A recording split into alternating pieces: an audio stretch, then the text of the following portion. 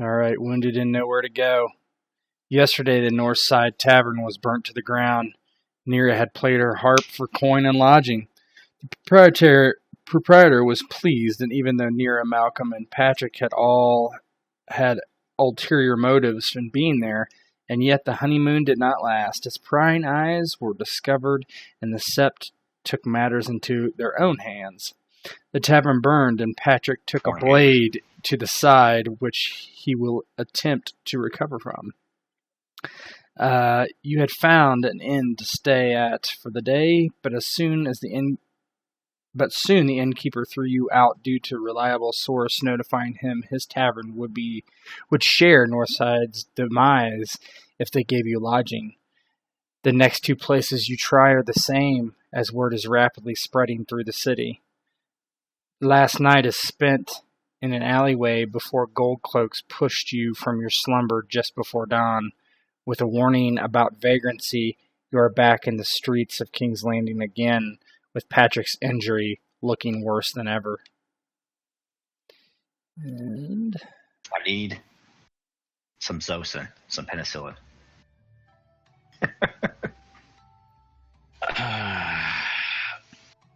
So essentially you wake up in the alleyway, the gold cloaks come along and tell you to get up out of the street and don't pay you much heed, thinking you to be beggars or ne'er-do-wells, essentially. And they just tell you to get going, and they make you leave the alley, and Patrick's back inside is inflamed and looking not so great. Yeah, so I kind of stand up in the early morning and like, okay, as they rush me about my business, and I kind of look down at my flank and raise up my my jerkin or whatever I have there and kind of inspect my wound, and I'm kind of looking what it looks like. Yeah, it's partially scabbed over, oozing some black pus, and it's reddening all around it, and you see a red streak heading up towards your armpit.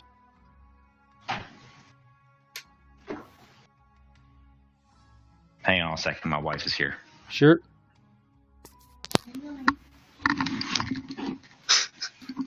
Oh, man. Guess we'll pause for the time being.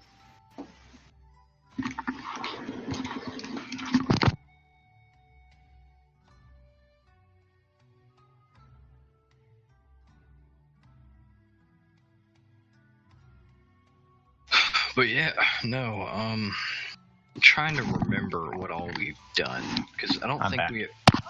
That was quick. Oh yeah, that was good.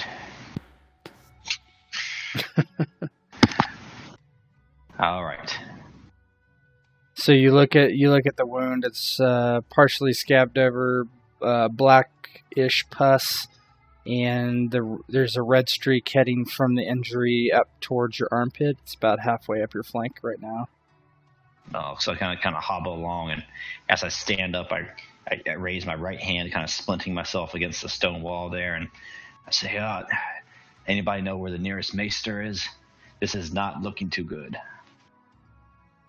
No, it isn't, she says as she, Nera raises, as she's, looking at your, as you, pull it back and look at it. No, but I could, it seems that word has got out that apparently everyone in King's Landing knows about us, so probably not here.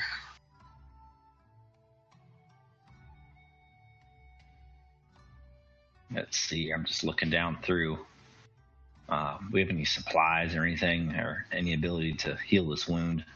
No, you have supplies, but you don't have anything that would give you any knowledge to how to. I mean, it's bandaged as you would a wound goes, right? As you would do a stab wound, but that doesn't seem to be the problem. Yeah, we have to probably get somewhere for me to kind of improve. I don't think any of us have any medical knowledge. You can't even read. Yeah. We're the guys you want tending you, for sure.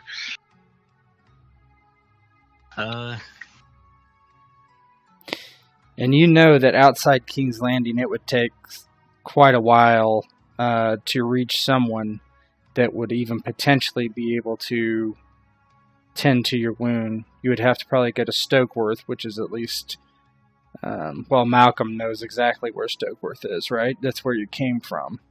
So that's a day or two away. Mm-hmm.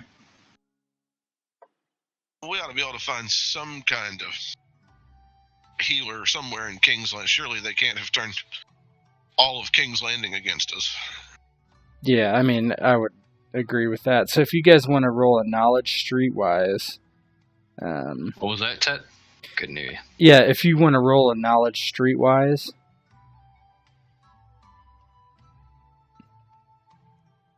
I can attempt it. Yeah, I can try that.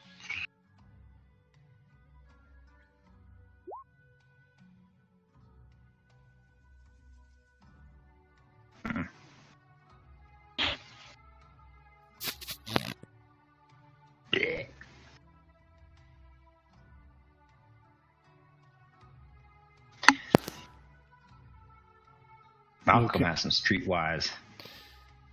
So basically, Malcolm... you find where there is... it's not a maester necessarily, but someone that they say is very reliable when it comes to treating the small folk in the area. So go ahead and talk about how you come to find that information.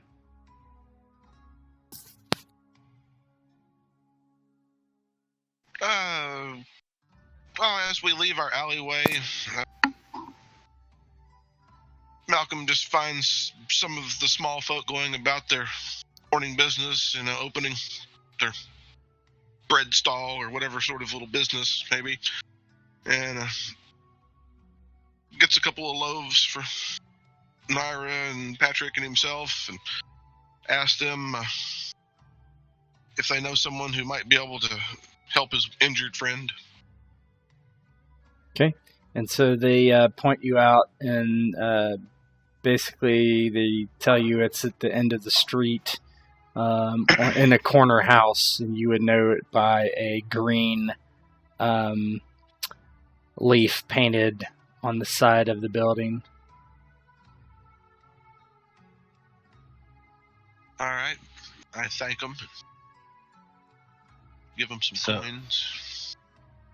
So kind of back in the mouth of the alleyway, Patric and Naira are probably just hanging out, and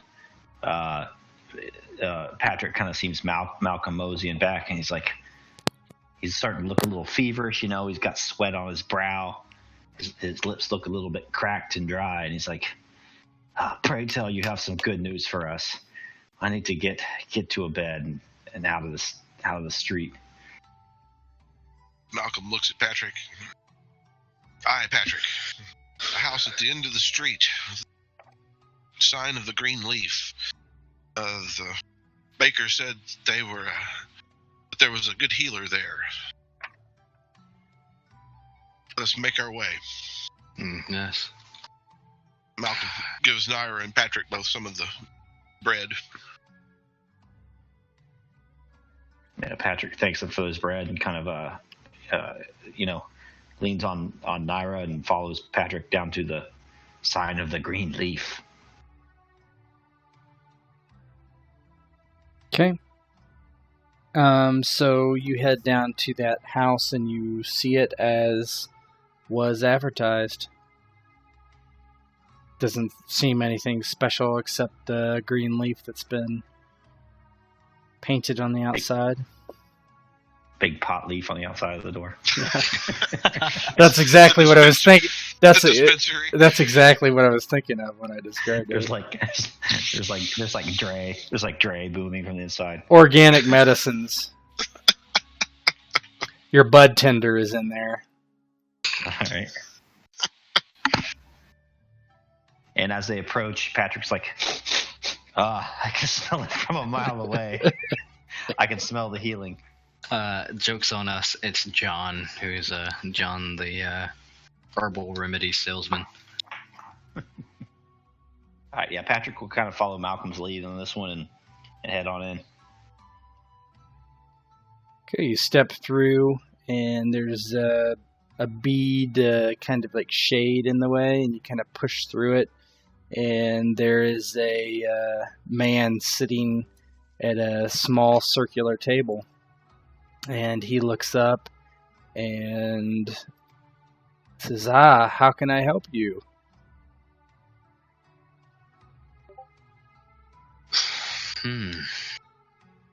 Well, it's not all of us that need. Well, and she like looks at it like her bloodied nose and like it's still red and stuff like that. She says, "Well, maybe we all do."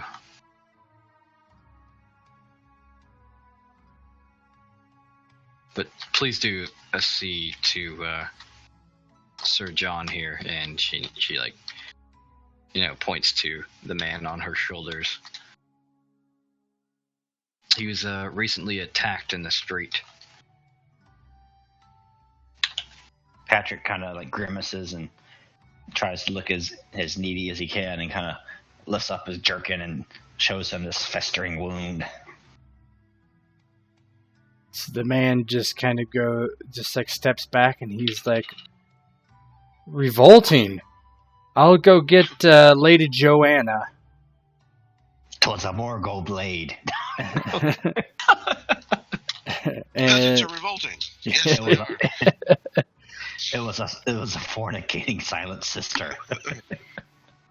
So he's he just kind of nods and looks to his friends to make sure nothing fishy is going on. It doesn't appear so. He's the only one in the room. He does get up and depart, and out comes a heavy-set, cronish type of lady. She waddles towards you, and she's like, John told me that you had a festering wound. John and Sir John. No, it's Sir Patric. I know, but I called him Sir John. Oh. To keep anonymity. Anonymity. John?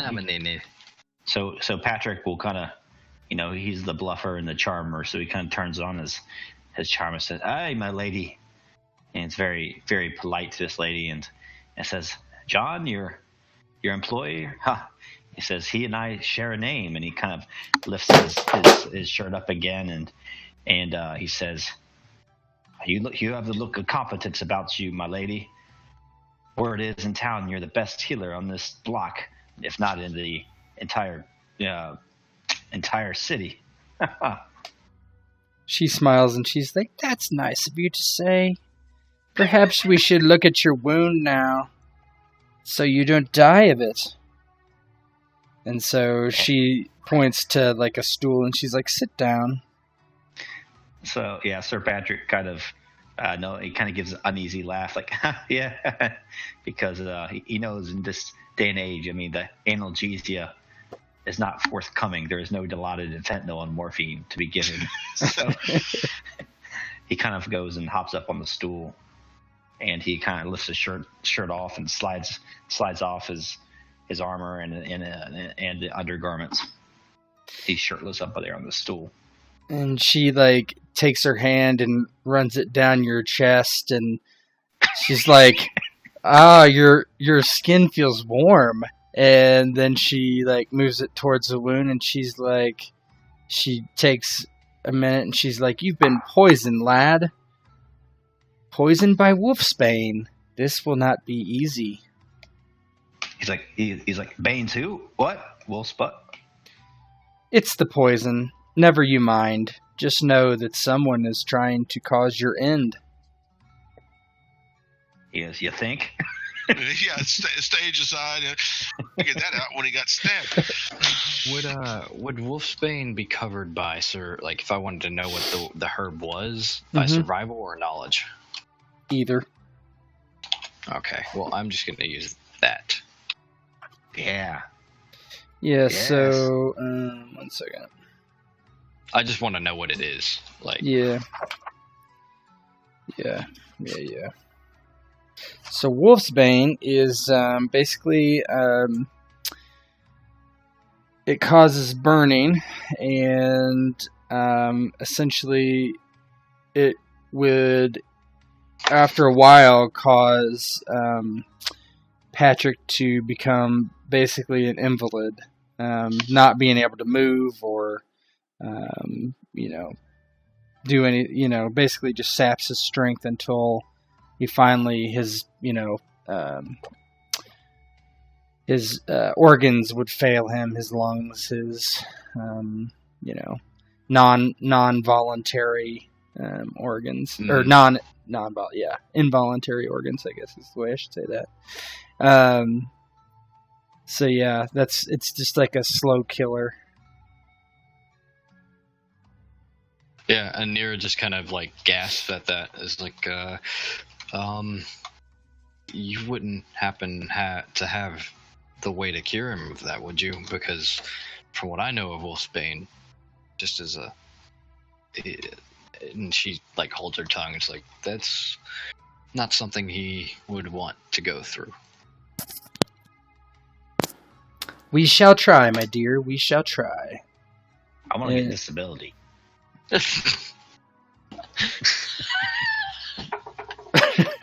So I'm gonna interrupt just real quick. Story. Yeah.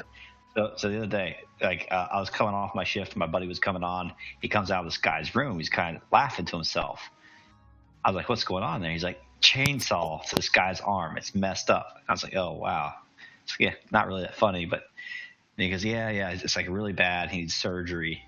He can't move his hand." But the first thing this guy says, he's outside cutting down trees and pulling up stumps. And the first guy, he goes, "Is this going to mess up my disability for my chronic back pain because I can't work?" And he's out with a heavy chainsaw, like cutting down trees and pulling up stumps. I'm like, okay. Yeah, going to mess up your disability. You'll no longer be able to cut down trees, unfortunately. Yeah, with your horrible back pain that's kept you from working.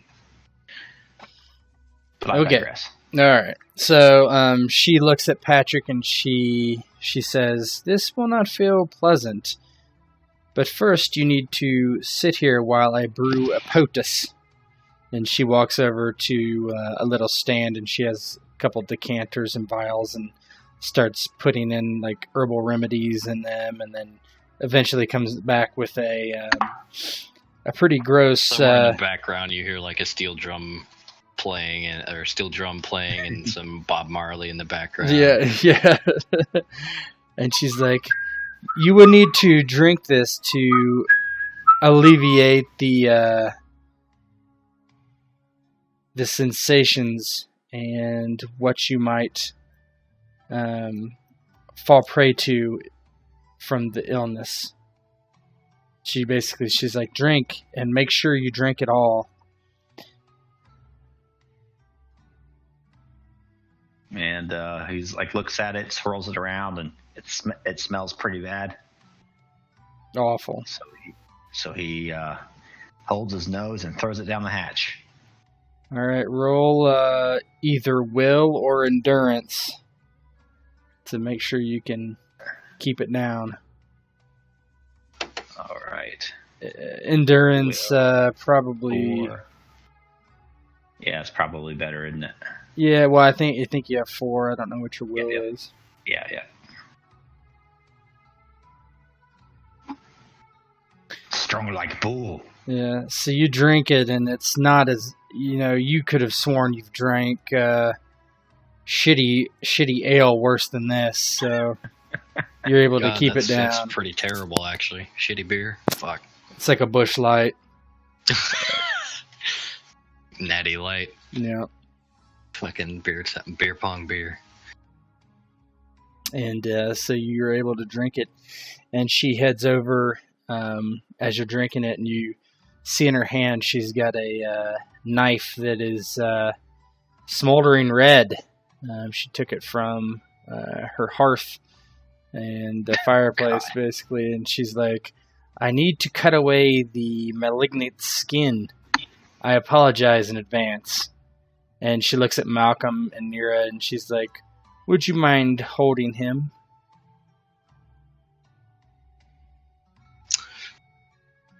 If you hit me in the face again, I'm gonna cut your balls off. Malcolm kind of pauses on the way and asks, Have you not any milk of the poppy, milady? She's like, I'm sorry, milk of the poppy is for the rich. We don't have such luxuries here. Sir Patrick just kind of gives a frown and sets his jaw, and he says, "Fine, go at it, because I know who I'm going to take it out on next." Okay, so she starts carving at the wound.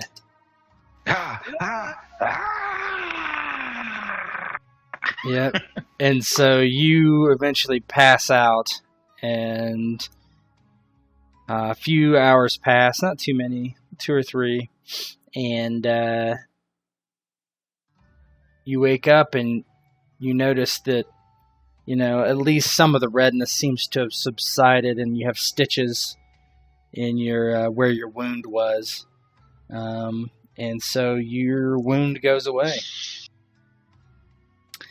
And do you want me to take that off, or you want? I don't think you have one. I don't think it was actually applied to your could sheet. could I actually pay for getting my injury fixed? Yeah, she's gonna, she turns to you and attempts to set your nose.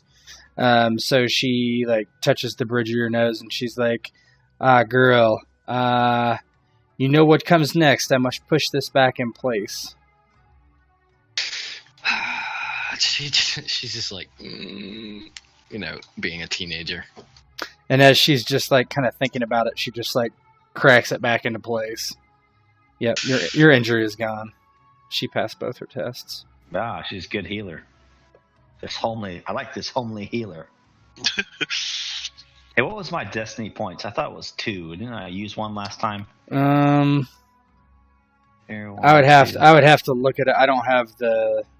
I would have to look. Usually we just reset per every session, but this is a mid one, so. Oh yeah. I forgot. Okay, cool.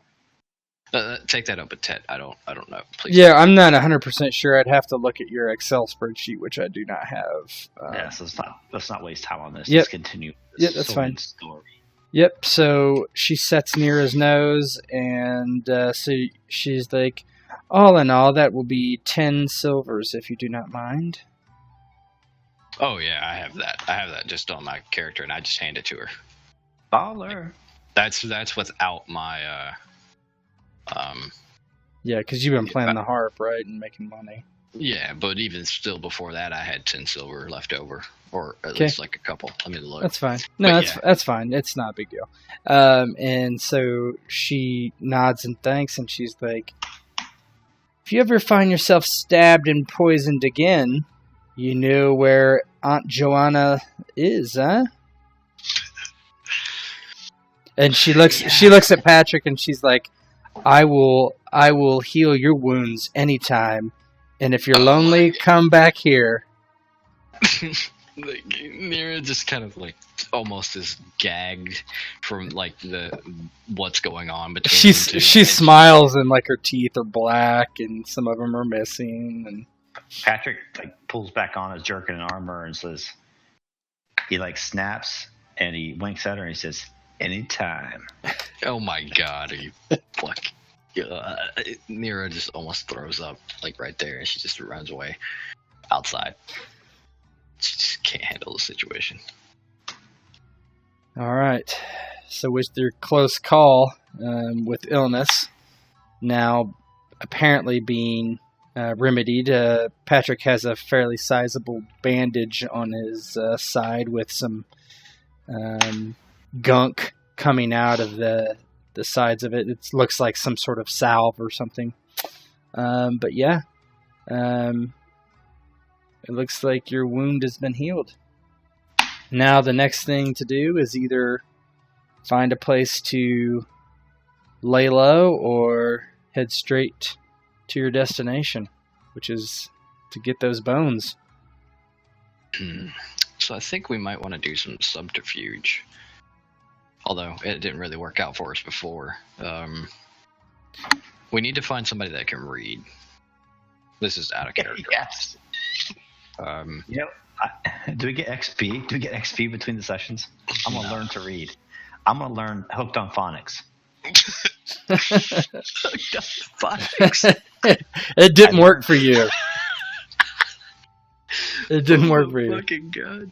Like as I was passed out, I'll be like, as I was passed out, the angel come unto me, and I woke up being able to read. Somebody put a book on your forehead and you got it through osmosis. If only that was the case, I would have like really aced medical school.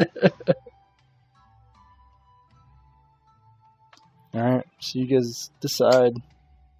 This is still kind of a more of a sandbox kind of session than. Yeah. I'm more or less looking for input on this one. Like, what do you guys want as players? What do you like? I want revenge. I understand that. Let's gut that bitch.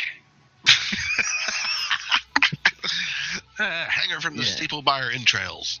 Yes, but before the gutting happens, do you want to be like? Is there anything that because we can't just go in there and grab random bones. Nero wouldn't like that. I mean, it sounds like we're kind of pariahs at this point, right? Yeah. So whatever we do needs to be on the down low until we make our move. Our best shot, I think, might be to find some sort of third party that's going to give us an opening to do what we need to do. And we have some decent social characters in this group, so maybe find a way to do that. Yeah, like a third party that might be interested in buying the bones. Yeah, or like getting us or helping us out in some way, whether it's for payment monetarily or otherwise. Yeah, we could see about doing something like that. What about you, Rob? That's as good idea as I've got. I just feel like if we're sneaking around trying to make moves on our own, like, sounds like we're kind of known in that area.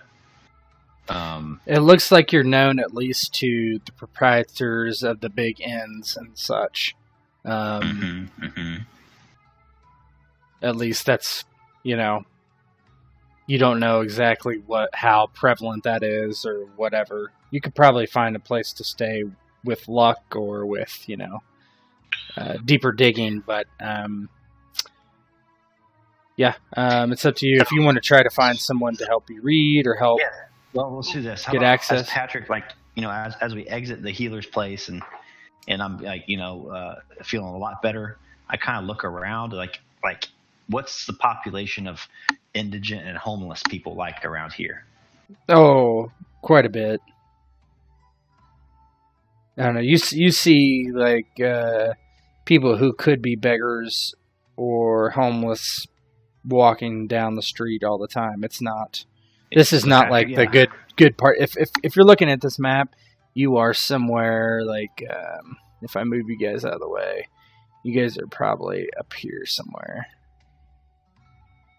Fairly near the inn, the North Side Tavern or whatever. As they leave, he steps over some guy passed out in the gutter, and he looks down at him and then to Nira and Malcolm and says, we might have memorable faces, but these masses of unwashed, they do not. And he says, and they can become loyal allies as long as we meet whatever needs they may have.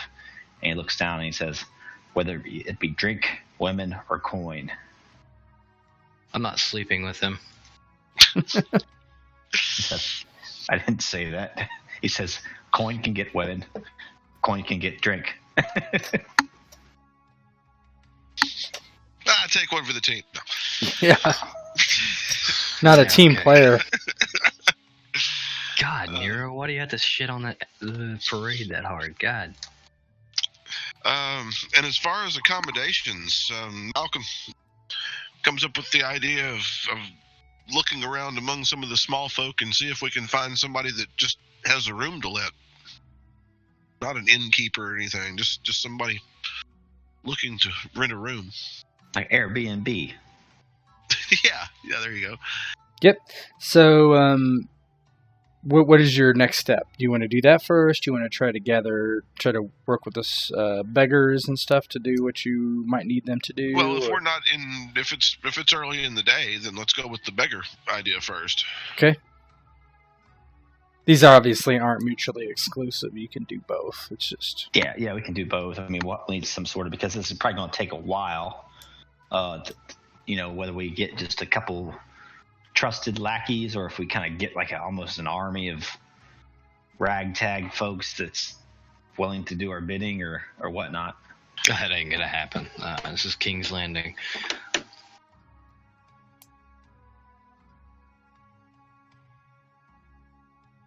Okay, so what are you gonna do with the beggar? Are you gonna? The beggar is just like kind of not paying attention to you as he's asleep, and you're kind of straddling over him. I mean, you can find a beggar that's more coherent too, or. Well, obviously, I wasn't talking about using this guy in particular. Mm-hmm. Yeah. I thought just to make a little bit. I mean, not an army, but like if you get like a 5 or 6 folks that can coordinate and kind of help you out a little bit, whether it be to kind of present to the temple as kind of worshipers, or gather intelligence for us or something like that. So Patric kind of nudges the guy in the gutter and just goes, get away to me. And then he looks like to the side, and there's another guy kind of on the corner just kind of sitting down. And Patric approached him and says, hey, your friend over there, he's a little bit out of it, but if I could do one thing for you, what would it be? He kind of looks up to you and he's like, oh, my lord, I would take some food or coin to buy food. He's like, alms, and he puts his hand out. Nero just is like staring at Patric, just like with like, just like, you expected to get something out of this? He's like, listen, that's all we have to go on right now. We basically are no better than we are homeless right now. I'm not homeless. I reside with the lady. And she's like, but more or less, I am homeless right now. So you can, if you want to convince this guy of something, you can roll for it, right? It's. Could we use this guy as like a, I pay you, you go listen, or like a little bird situation, like get the word out that we're doing this kind of thing? Because I think that's what he's going towards. Yeah, either do that. Yeah, I think that's good. Like, hey, go get, pound the pavement a little bit. Figure out who's willing to help for a little bit of, 3 hot meals or whatever, and then also try to figure out if there's somebody of influence who has a beef with. I'm trying to remember the temple or whoever. It's just Sept. Yeah, it's a Sept on the. I don't know if I ever give it a name, but it's described as the Sept shit. Well, let's just call it Northside Sept. It's fine. Yeah, that's a good idea. Why don't you roll persuasion or deception to. Who has the highest persuasion? Probably me. Let me look. Well, I have a 4 and a bonus dice. Oh, that might be good. I think Patric has more deception, right? I can. Yeah, I do. I have more deception. I have persuasion, charm, but the 4 plus bonus I think would probably be better. What about you, Rob?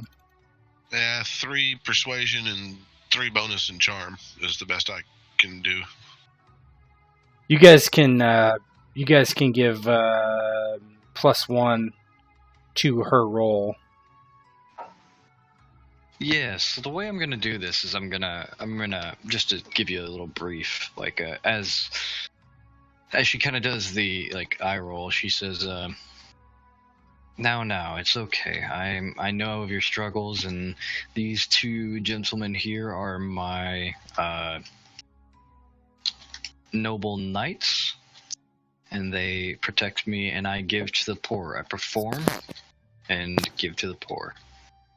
And, basically, like, I do street performance and give to those in need. And and this could be like a procedure. In fact, I can re-roll that 1, I believe. You have attractive? Yes, I do. Nice. It's 1 higher actually. Yep. Because I still have Take danger. take that away. Mm-hmm. So it's 18, and then I'll just roll a 6 see if it's higher. Yeah, it would have been, but it's yeah, it counted, so it would be a 19. So in any event, he's like, oh yes, he's like, I think that's wise, and he just kind of like, he seems to like you. And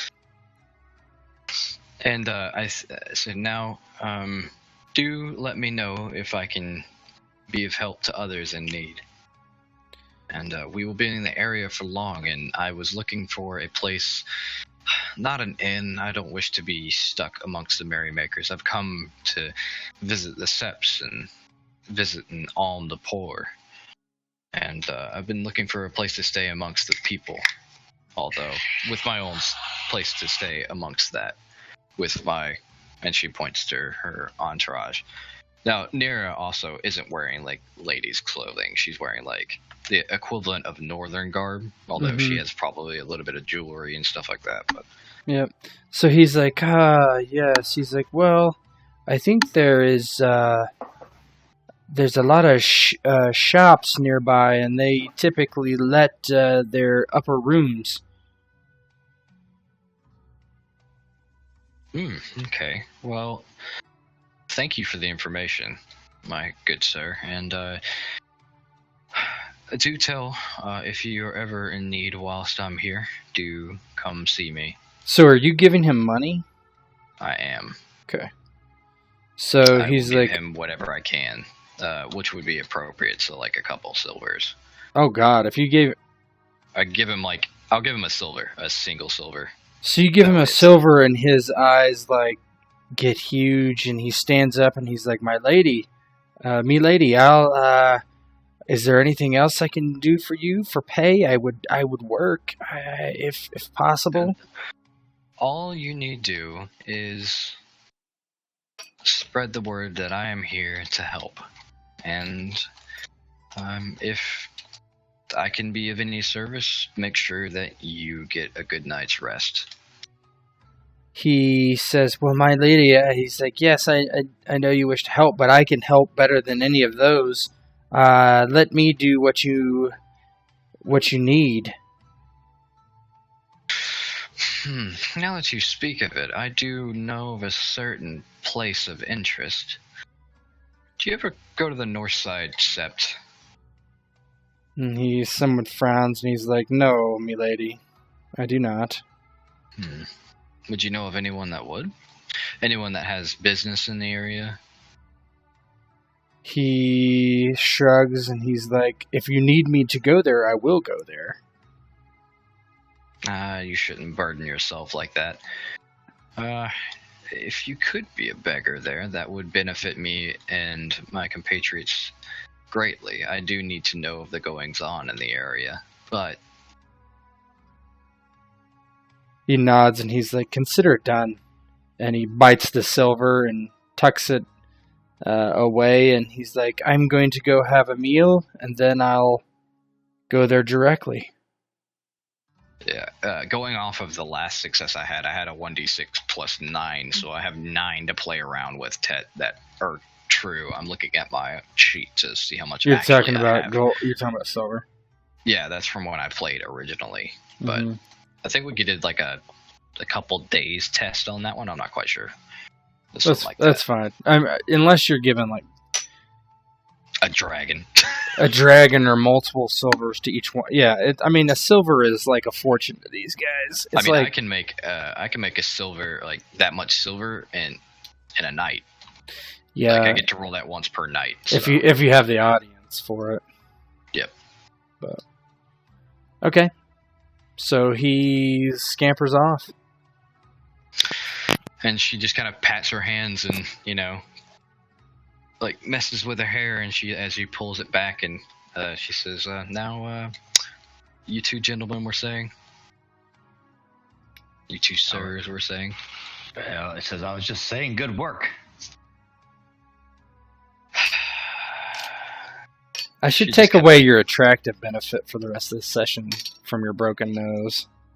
Oh, no, you don't want to do that. No, it's fine. Alright, well, let's start with these shopkeeps. It's like, yeah, you go set up shop, and maybe we'll come back out afterwards, get a bite to eat, and see what these folk have to say. Aye, let's do that. And besides, you need to nurse that wound. Yep. So you find. Malcolm kind of elbows Patrick, says, I think it needs to nurse a pint. He elbows me right in the wound accidentally. like, blast you, Malcolm! And it's like, okay, now you buy the first round. Okay. I'm not paying. So you're based on his information, you're able to find basically the top floor of a blacksmith shop. It is not very popular to let out because it's extremely hot up there, obviously. And so yeah, he lets it out fairly cheap, and there's room enough for each of you, and 2 total rooms. So yeah, you find yourself out of the streets for the night, or as night approaches, at least. I'd say it's probably late afternoon now. We'll say. Well, we may as well, like you said, go out and find a meal, something, stay out of here until it cools off. Yeah. I guess we would have made arrangements for this guy to meet back with us at some point and give a report, or. Oh, the beggar. Yeah, you could. Yeah. Did you want him to come back the next day? What's this guy's name? It's not John. Let's call him Simon. James. James. Jonathan. His name's Jonathan. Oh my god. No, it's Simon. We'll call him Simon. Simon. Okay. Fucking Toyn. Yeah, you've already been killed by him. I just hear the word Simon and I think Toyn for some reason. But anyway. Yeah, I imagine he would need a little bit of time to do his work. So maybe we can head down and have a meal and listen. Listen for any rumors or what's going on, and then maybe reconvene with him the next day. What do you say, folks? Actually, well, no, this blacksmith wouldn't sell quality goods.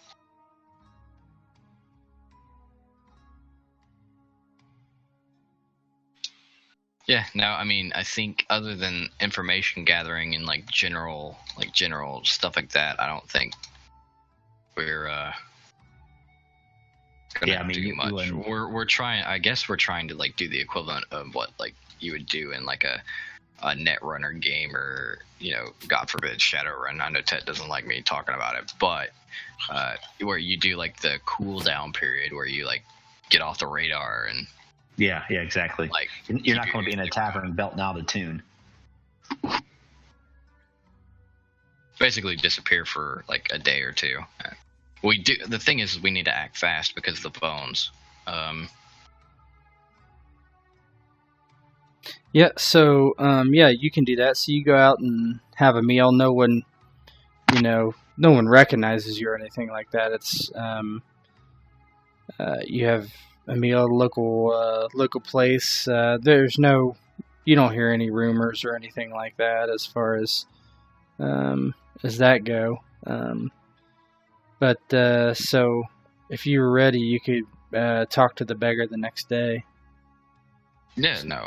There's not really anything else to do. We all could speak to him at this point. Yep. Okay, so the next day he comes back around midday, and he nods and he's like, "Milady, I watched and watched, and I can tell you they have a pretty good security there." He's like, 4 guards outside at least. I don't know what's going on there, but it's being guarded like a safe house, not a sept. Everyone that comes in, the guards, well, they question them. They look at them. I've never seen anything like it. Yes, I know. It's disgusting what they do to the faith. He kind of looks sidelong at that, not really understanding, but he's like, yes, I saw a wagon come and took a large box and took it away. I don't really know. Do you know someone? And she looks a little bit taken aback at that. She says, Do you know someone who can read? Anyone, a priest, an old priest, or nearby a maester or a merchant? And he starts laughing. He's like, the only one I would know that could read would be a Septon. And yes, I don't go to that Sept up there, but the Sept I visit, he's an old fellow, nice enough. He reads the scriptures to us, so I know he can read, my lady. Me lady. Would you take me to him? And she says, I'll make sure that you're compensated. He's like, of course. So is that what you want to do? Go to the Sept? Yeah, she'll take her little entourage with her and give out, coppers and like a silver, like 1 silver to him, and then like coppers on the way. Okay. The rest of like her purse.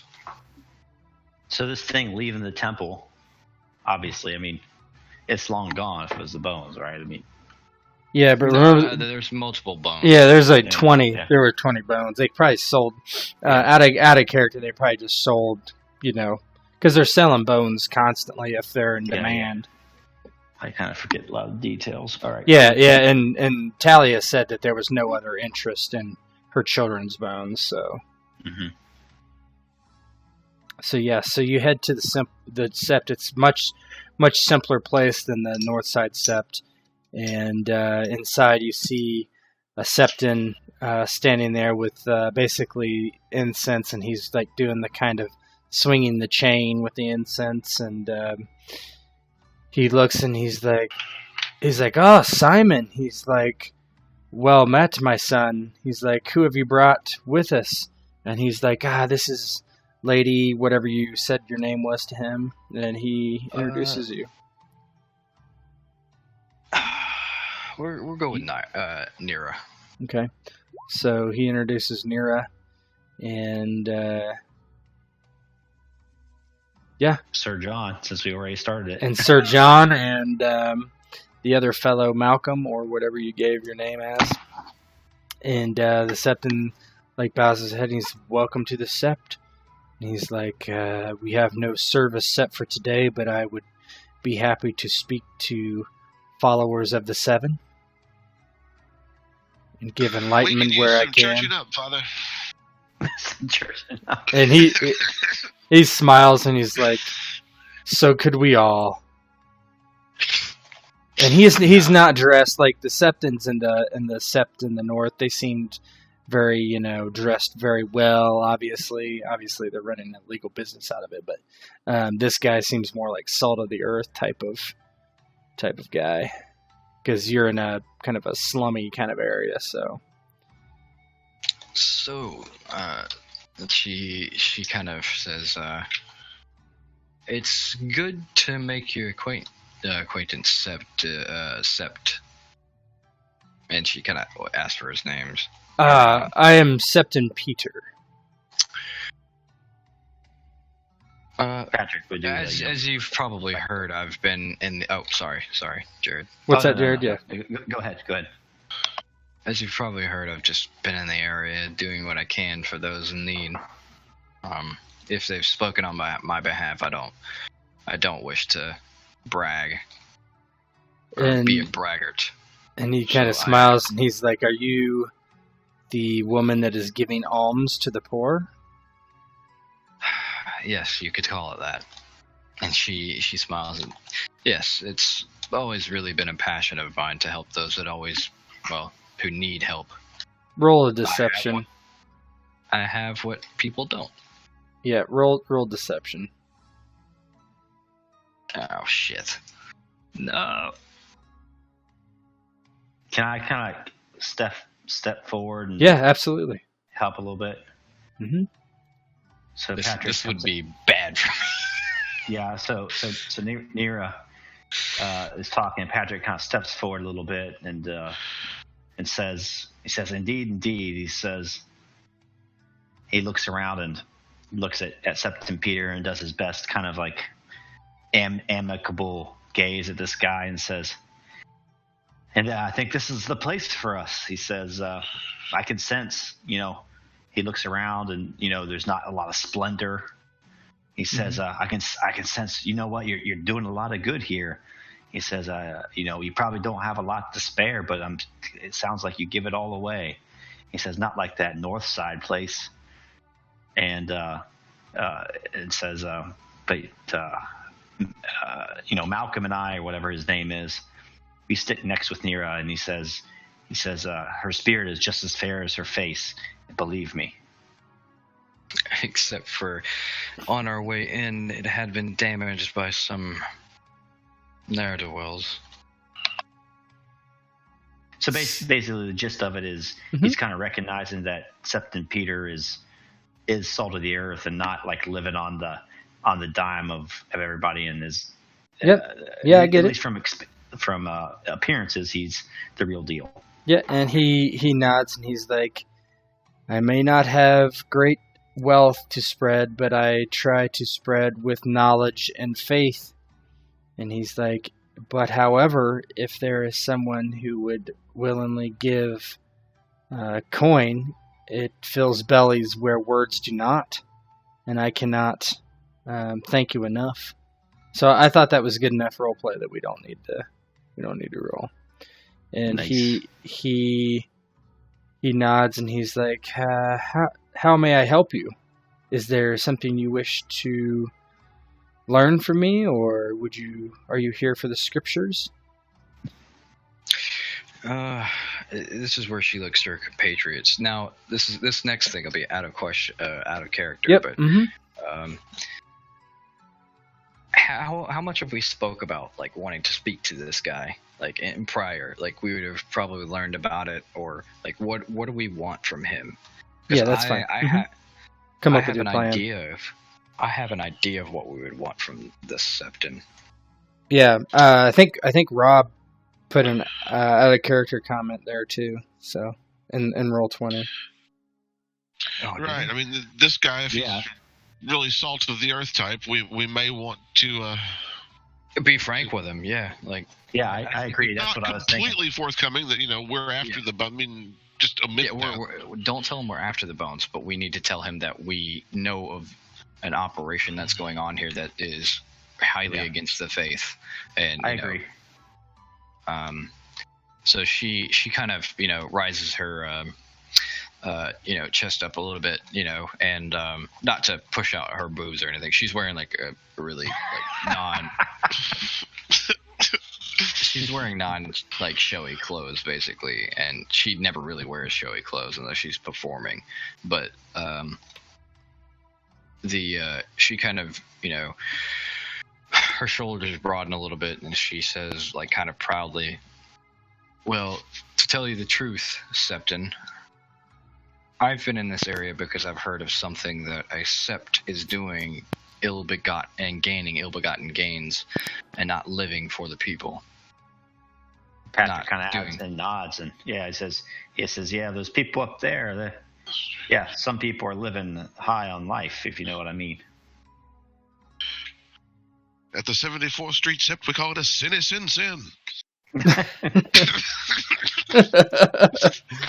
The north side is the worst side.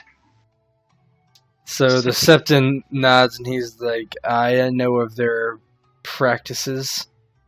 They have strong ties in this city and much more wealth than I do. I have denounced them to the High Septon, but he has turned a blind eye. Well, Septon, if I may, sometimes the Seven provide in ways that are... And she kind of goes quiet at that, alluding to something else. And he nods and he's like, I am willing to do whatever it takes for the faith. What are you suggesting, girl? I'm suggesting merely that my 2 knights here do something that this High Septim would not. And could not. We only need spiritual guidance, and we will bring forth evidence of their betrayal to you, if you would such desire a thing. And he nods and he says, "Oh yes. If I bring the evidence before the High Septon, he cannot refuse me." Very well. And that is a big part of it, but it is afraid that we would not know what we are looking for. I'm afraid that none of myself or my compatriots know how to read. And I don't know why it's funny. that doesn't surprise him. Yeah, I mean, illiteracy is like 90%, if not greater, right? So even with knights and Nira looks at her feet. He's like, "Yeah, the 3 of us, we never paid attention in school." We never paid much attention in school. We went to vocational school. So we just copied off our neighbor. Okay, so he's like, "If you need something read, I will read it."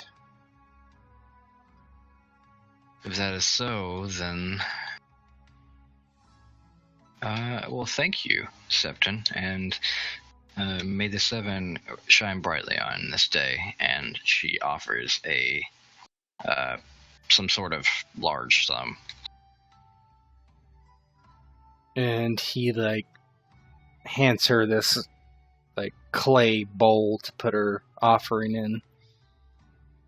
So out of character, I want you guys to understand. Like, so how is he going to read it if he's not with you? I don't want you to go up there and then have to come back. And I was thinking that maybe he writes down something like, a group of words, like letters. Like I would say, I need the list of names or like, how would I write? Like if we're going in there and we're going to cause ruckus, we need to have like something that would look close to a register, but we need to like point out the letters that would make out Hilwood, or the letters of an alphabet. So like, yeah, and he can basically write it down and give it to you, and you can compare it, and you can figure it out that way, right? Yeah, that's. Even though we're not academically smart, we might be kind of streetwise smart, and we could say, figure out a way, to say, oh, we get these letters in such a way that, we could probably figure it out. Well, yeah, I mean, people do all the time that can't read. They put this squiggly figure looks like this squiggly figure, and it means that. That's what I was thinking. Oh, absolutely. I think that is that was very my doable. Thinking behind it. Yeah, he can do that, and he's like, okay, what do you want me to write? And so what do you tell him to write down? Like I give him like a list of what ledgers, like pre-steel ledgers would look like, and like just general nonsense shit, and then I write off like a string of names or something, and then I say Hilwood in there, and you're right, the house on the hill in the wood. Yeah, the house on the hill in the wood, and a bunch of like words and a bunch of different names, shit like that. All right, so you guys roll cunning logic.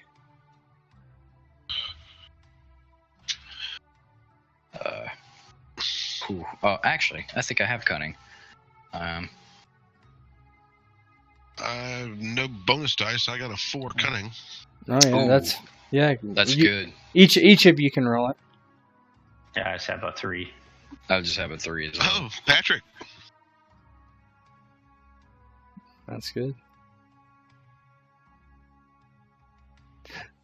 Neric, yeah, you don't need to roll. If I don't need to roll, then it's yes. Cool. So basically, he fills it out, and basically, you are able to ascertain where Hilwood is in it, so you can basically like fold it up and get what you actually need.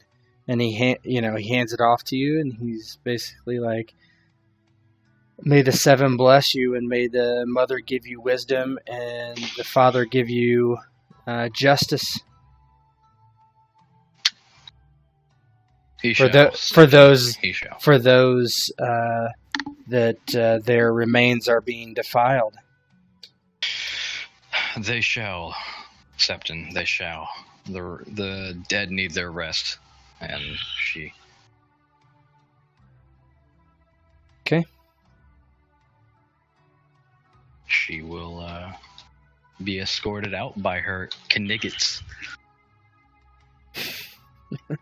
Green light. Okay. What are you guys gonna do? I'm gonna get a whore first of all. No. Endurance, endurance, resilience from the BD.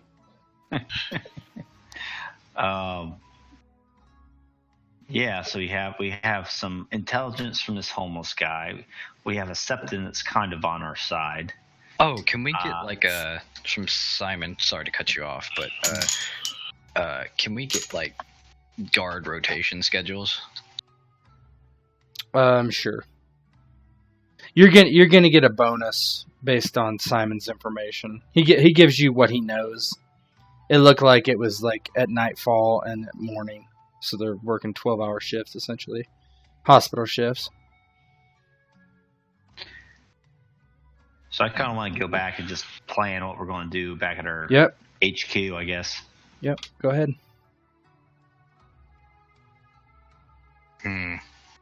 Yeah, I think we ascend to the loft over the smithy. Yeah, the smith is done smelting the stuff today, and so it's noticeably cooler. And you hear him snoring in the room over. Yeah, there's just like pounding all day, and suddenly 10 minutes of no hammer and anvil, and we're just all like, oh god, you know. And then the story starts until dawn. Thank God. So we all are up, kind of, maybe gnawing on some food and kind of figuring out what we're going to do, and we have in front of us the guard rotation schedules from Simon and saying crude sketch of the place. Yeah, we're thinking, are us three going to be enough to take this, or do we need help? That's the main thing. Because at this point, I mean, I don't know if we can take it again. Problem with me being in this situation is that I can only shoot. Like, I'm a good combatant in the sense that I can shoot arrows really well, but that's about it. If we're thinking about combating, but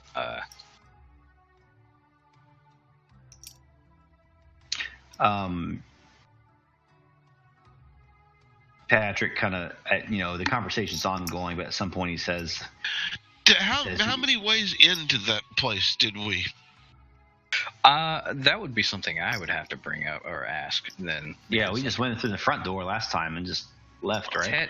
I feel like Ted had said something about like having multiple entrances or some shit. So Simon informed you there's the main entrance, right? And the main entrance is where guests go in to worship or whatever.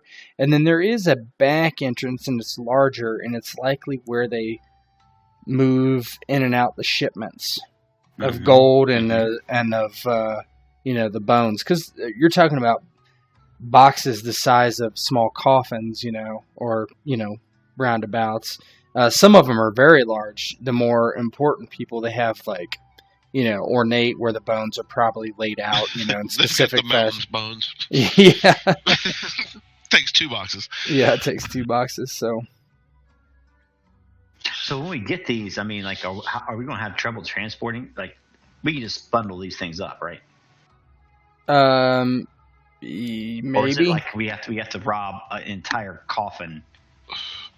You could take the bones out and put them in a sack, sure. I mean, two like 10 and 8-year-old bones, Right. Yeah. Wouldn't. I mean, you just dump them in a sack, and if you wanted, or 2 sacks. 2 sacks would be more. Yeah, it would probably make Lady Talia happier. And you can buy sacks. I mean, that's not going to cost you anything. You can do that. I think we should come down through the chimney wearing a red suit. This is your new religion, bitch. Throw these bones in the sack, twinkle our nose, pop out the chimney. Up through the chimney we go. But they left cookies out. You're fucked.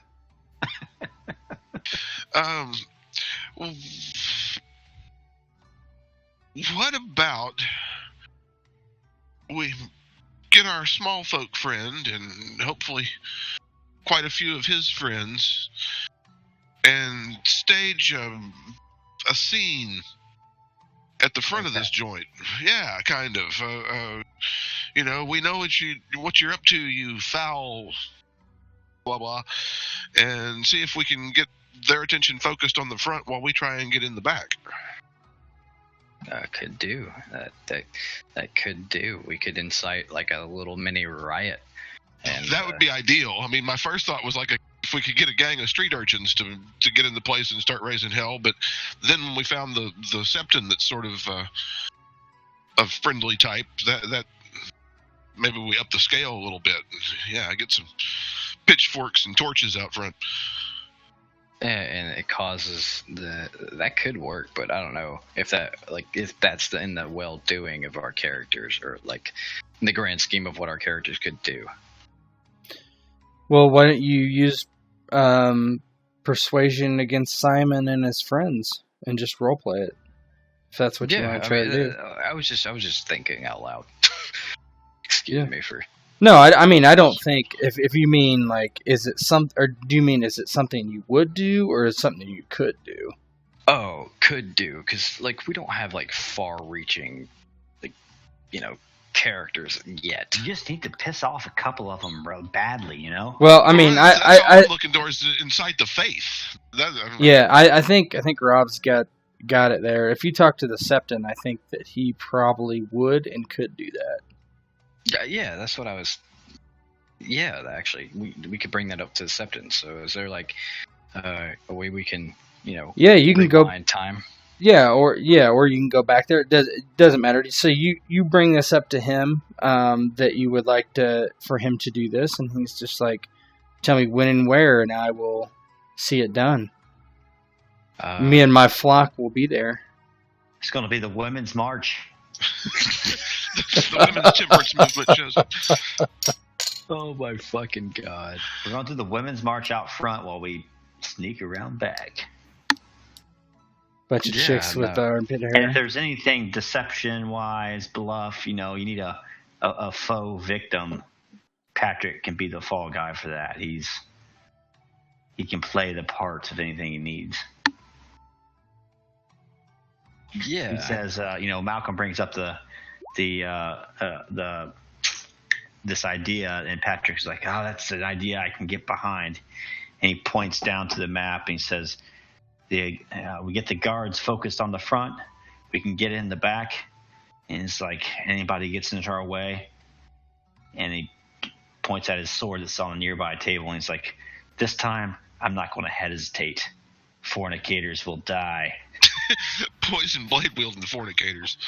Yeah. The Septon looks at you and he's like, the warrior protects?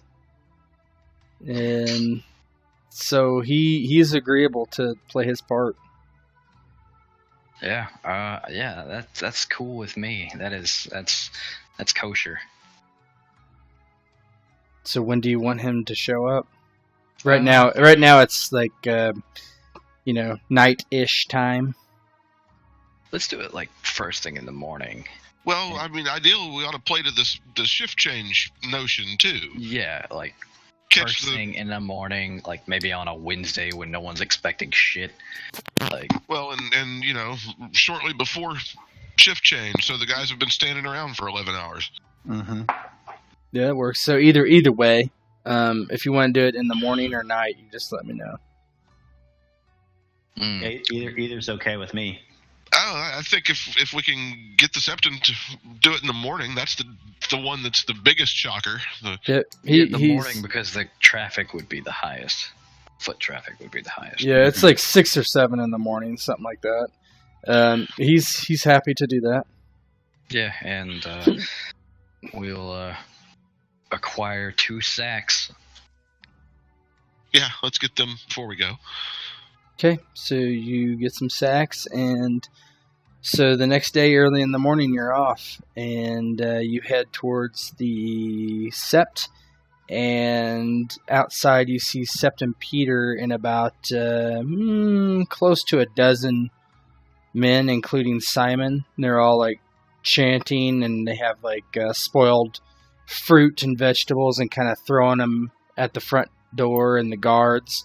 So why don't you guys feel free and role play as Sept and Peter and his henchmen of what they're doing in detail.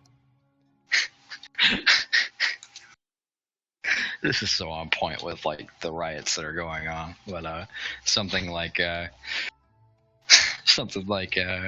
who has the power? We want to take it away, or some bullshit. What? I don't know. So we're just using these tools. Who wants to be Sept and Peter? Let's pick somebody. Rob, why don't you be Sept and Peter? Oh God, Jesus! This is the old Southern Baptist. Yeah. Let's get a fiery speech going. Yeah, some hellfire and brimstone. Sinners in the hands of an angry God.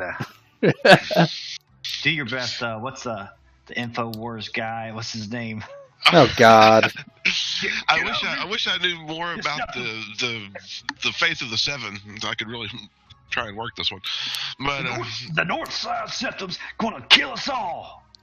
Just like abstract. It's fine. Go ahead. Whatever. So Sept and Peter is standing before the flock and pointing towards the door of the North Side Sept, and these sinners, they desecrate the faith. They sell the bones of the deceased. Sinners! Rings the bell. Shame! There you Shame! go.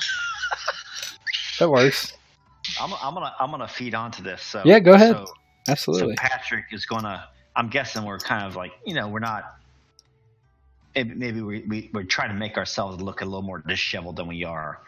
Try to hide our armor a little bit. I was under the assumption that we're not even there. Like we're behind or getting ready to go behind it.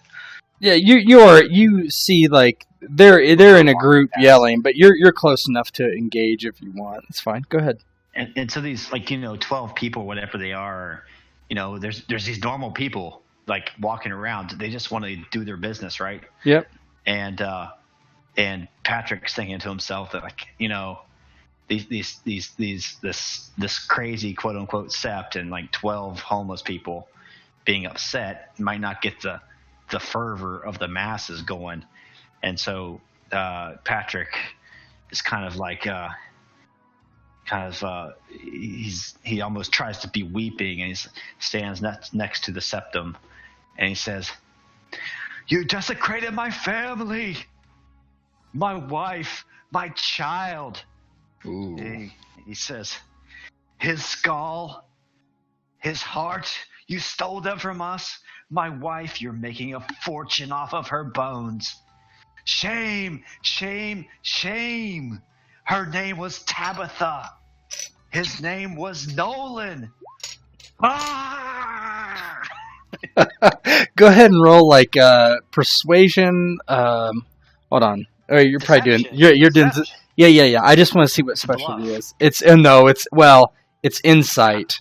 So I got to see what the opposite of insight is. I don't think I've ever had anyone use insight in any of my games ever. It is bluff, so your deception is bluff for that. So go ahead. So I roll that one here. Yeah. Shall we use a destiny? Destiny, do you just add a dice? No. Yeah. Don't do that. All right, let's do it. GM hand, don't do that. Ah! No, that's good. So yeah, a few people in the that are not the people that you have basically arranged to be there end up screaming and Like, is this true? Getting involved. Is this true? Right, exactly. What do they do? Are they really doing this stuff in there? And what does the Septon say? And so the Septon gives Patrick a sideways glance for a second, and then shrugs and goes with it. Indeed, they have this man's family. They have multiple multiple people's families. They're selling the remains. How can we let this go on? Can I have like a do the people seeing moment? Sure. Yeah, go ahead. Get in there.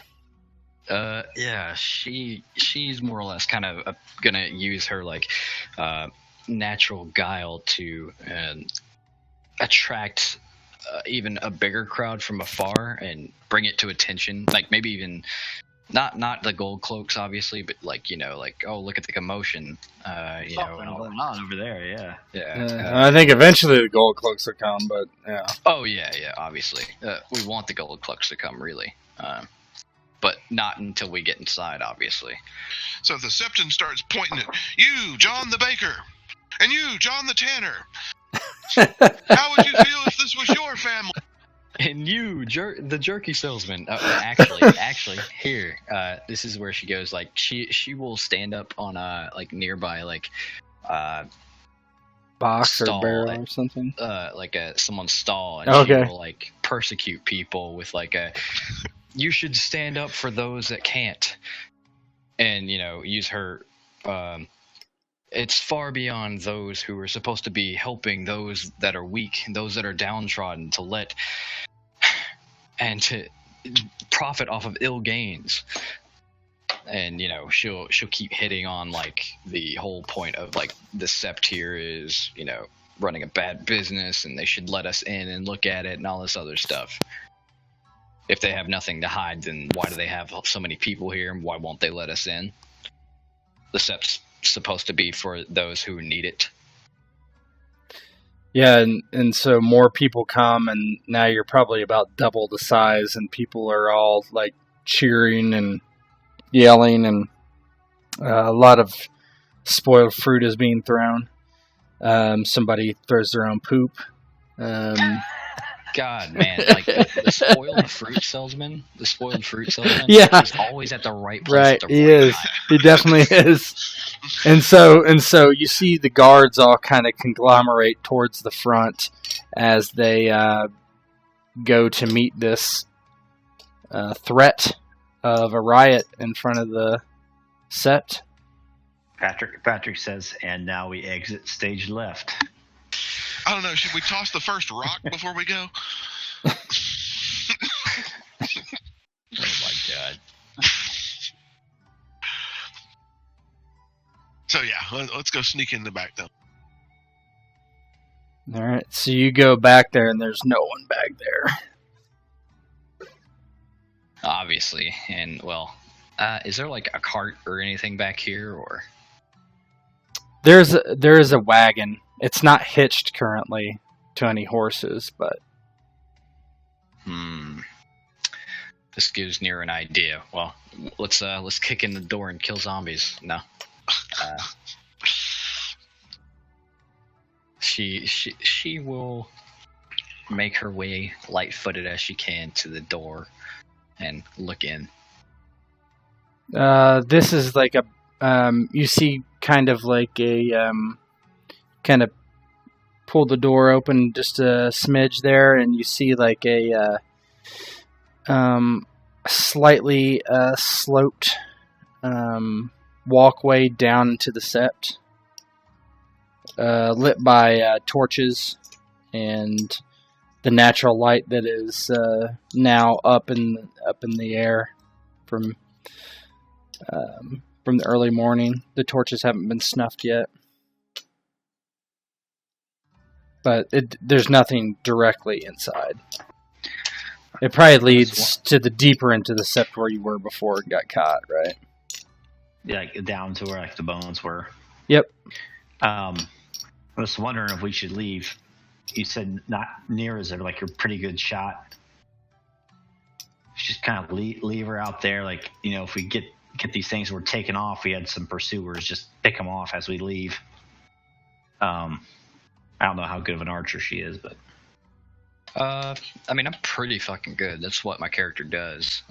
yeah, I could just see in my mind's eye, like us like busting out that door, like each of us have a sack over our shoulder. We have some guards chasing us, and both of them get an arrow through the throat. I I rather like that. Yeah, I mean, we're in here. We need this is a smash and grab phase. We need to. Yeah, let's move. But we need 3 sacks because we need 1 set of bones to give to the Septon for his evidence. That's fine. Well, You can have 3. We need that in a ledger, like they had inside. Ideally, yeah. If we can get our hands on the ledger, then out it comes. But And I want a dagger of some sort to, if I come across this son of a daughter of a whore, I'm gonna disembowel her.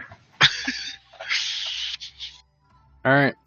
So you're heading down with Nira kind of behind you. Is what I'm hearing here.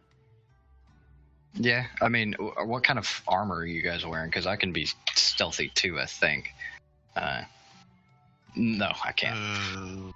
Not all that well, anyway. I think one has ring, one has breastplate or something. I mean, none of you are stealthy.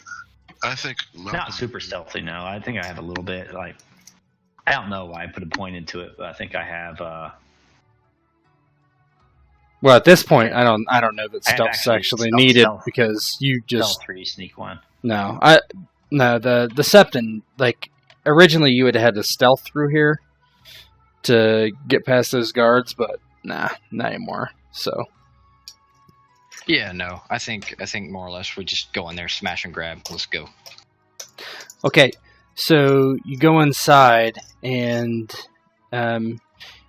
the walkway heads into directly into that circular room with all the boxes of bones, and you see there's a few people inside, and you recognize them instantly.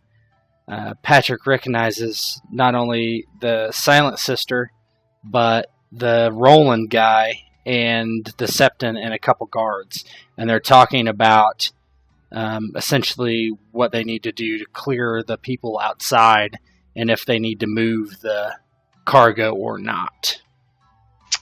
Well, before they even get the chance, Nira's just gonna knock and fucking Go. Do it. Okay, so the way you described it, I'll do something like this here. So let me take away your wounds and injuries. There has to be some sort of quip as you loose the arrow. she just kind of said, God, what did Black Ben say that one game? Fuck. I would say the fuck. The term fuck was probably involved. God, what did he say? Blackman was very witty, I will say that. Okay, so we're going to have to do a turn and turn stuff, blah, blah, blah. Ignore this is for my game on Thursday. I forgot that you guys might be fighting, so. Alright, so let's roll initiative. Everyone roll. So basically, everyone rolls agility, quickness.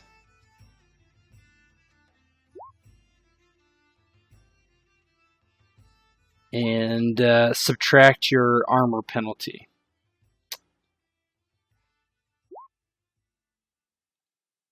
Armor penalty.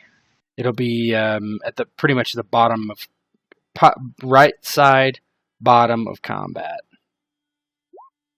Just 2. Oh man, I have 8 then. Oh no, 8 is me. Oh well, yeah, no. Oh shit, I rolled really low. Well, 10 minus 2 would be 8, right? Because you just rolled straight up agility then, right? If you don't have quickness. Correct.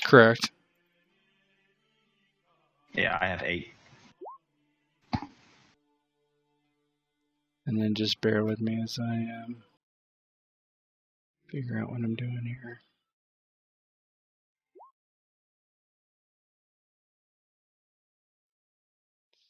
Alright, now I'm going to look at everything.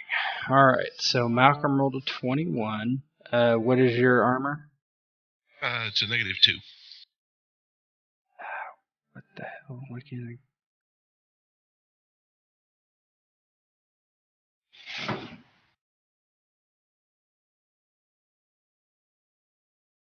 It's a good session so far, Tet. 16. Thanks. This Flying is is never good. what's that? Never good. Flying is never not. It's true. I God. just like to be able to kick back and drink some wine. Yeah.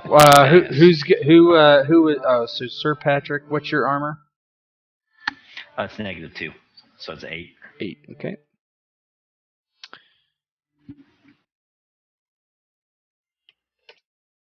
And then Nero, what did you roll?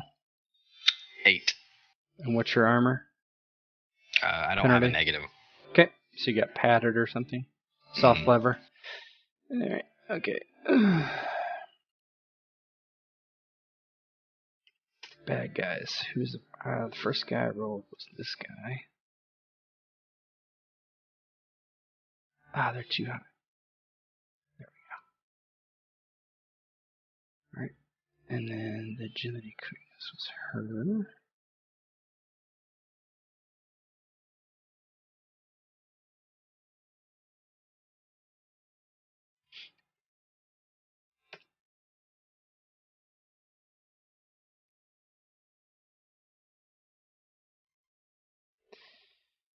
And then 3.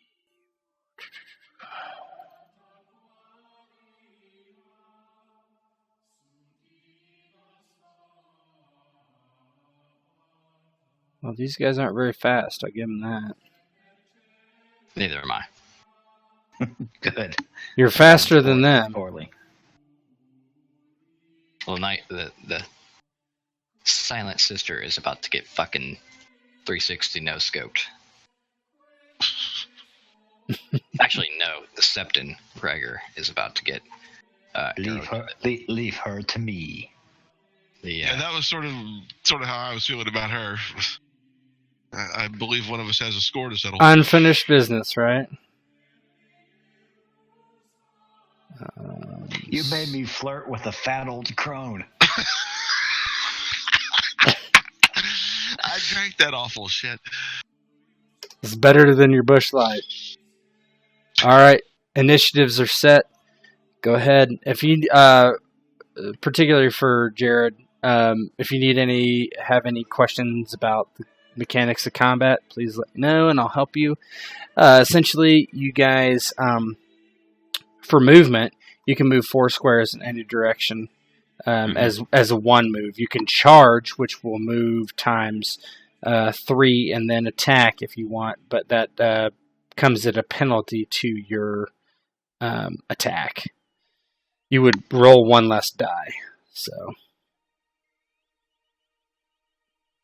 you can't reach them and attack in a single move. Are diagonals just? No D&D business where it's double for 2 or whatever. Okay. And how are Roland and the guards armored? Yep. So the guards, bear with me. I think they have chain. The guards have hide, actually. Oh god, they're about to get fucked up. Roland has hard leather. The Silent Sister has nothing. And I don't think the Septon has anything either. Except a sword in her belly. And a baby in her belly. Okay. And the Septon has no armor. Yep. Very good. And so as you come in, they kind of like look surprised, and it's like, it's them. I should have known. Fling. Soft targets 1 and 2.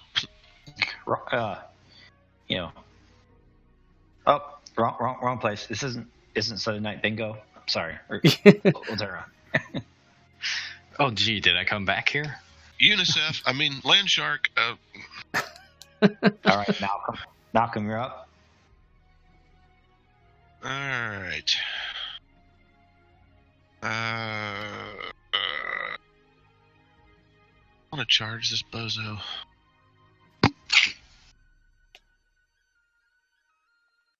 Be careful. They might be strong. These are pillar type things. You can go through them. It's fine. The floor is glass, so don't worry.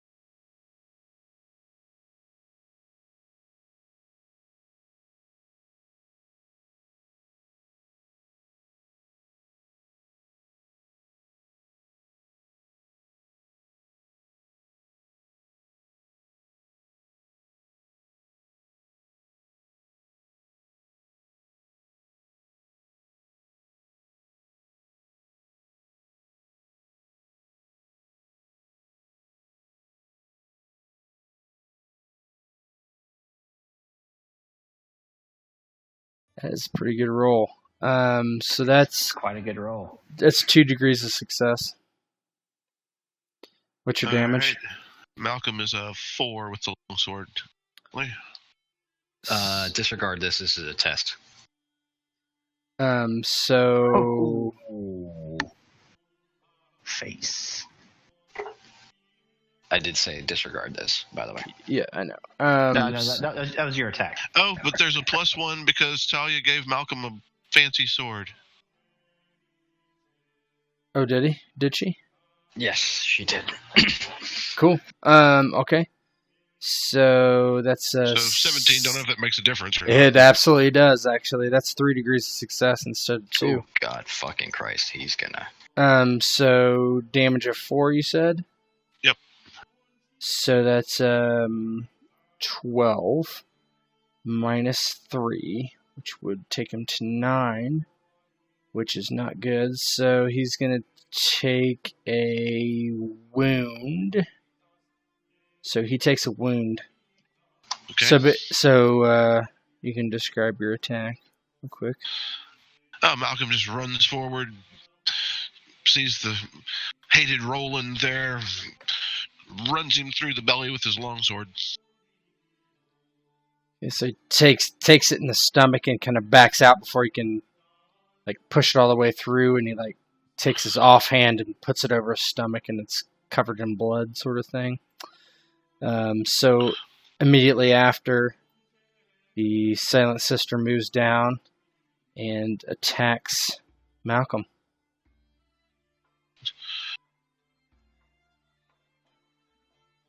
With kindness. Oh, it's not kindness. Ah, What's the poison your stiletto. combat The Morgul defense? blade. It is an 8. It is an 8, so that's 3 degrees of success. That's 12 damage. What's your armor rating? Rating is a 4. So that's 8. So 8. So what do you want to do? That's not your max. Your max is 9, right? Right. So you can take a wound, which will give you -1d, which will take away all damage, or you can take an injury, which would take away 3 of that 8. Okay, we'll do that. The injury. 3. Yep. Okay, so you take an injury, so 1 injury, and then took 5 damage. 5 damage. Yep. So basically, she comes and just slashes you across the face. It goes from right across your eye, right? So that's where you get your scar from. All right. So she slashes down and just kind of cuts you over the eye there. Okay, and I've done all the token work there. So Sir Patric, you can get to her. Charger. Yep. All So right. he says, he's like, he sees what's going on. He's like, Malcolm. He says on your right. And you hear the shoom, the metal glints in the torchlight as Patric goes forward and just does an overhand strike against the Silent Sister, just aiming right at her clavicle on her left side, just trying to bisect that bitch. Okay, so you're going to have to roll this manually. So roll 5, keep 3. And I forgot to do your damage correctly, Rob, but it didn't matter since he took a wound. Because when you charge, you get +2 damage. All right. But it didn't matter since he took a wound, right? So Why do I have to do it manually? because charging, you keep 1 less dice. So 16. Man, she's gonna have a hard time getting combat defense higher than that. Oh, it definitely hit her. Versus 9, that's 2 degrees of success. What's your damage next to your longsword? My longsword is 4. Okay, so that's actually 12 total, because you get +2 to your damage when you charge, and so it would be 6 times 2, your degrees of success. She has robes, so that's 11. She takes a wound. So basically, you charge her, and how do you strike her? It's like, as I said, like I aim towards that crook between, right at her neck. It's kind of like going from her left shoulder down to her right hip. Yep. So basically, you can, as you strike her, you notice her shoulder drops as you cut through her collarbone and slice her tit. Tet or tit? Tit. T-I-T. Oh. Not her tit. Tit for tit. Yep. Near it? Tit for tat. Unlike her uncle, or her father, she's not very whimsical, or she's more matter of fact. And she is going to, although she does have his spirit in mind, and Sept and Gregor is about to get a ball shot from half court.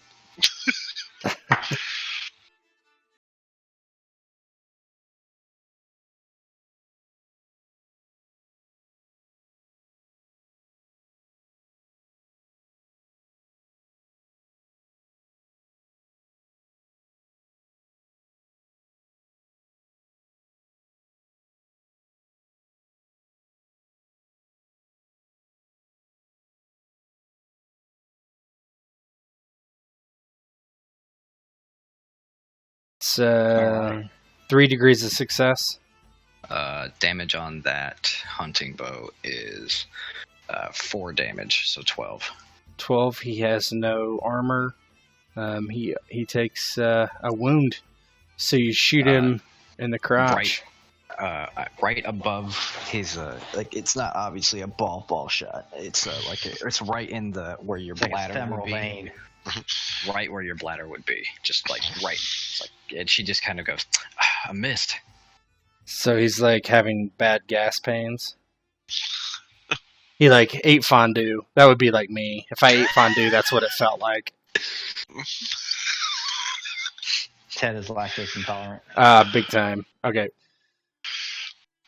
All right. So Roland looks at Malcolm, who had attacked him, and he curses, and he's like, I'll smash every damn one of these bones before you get them.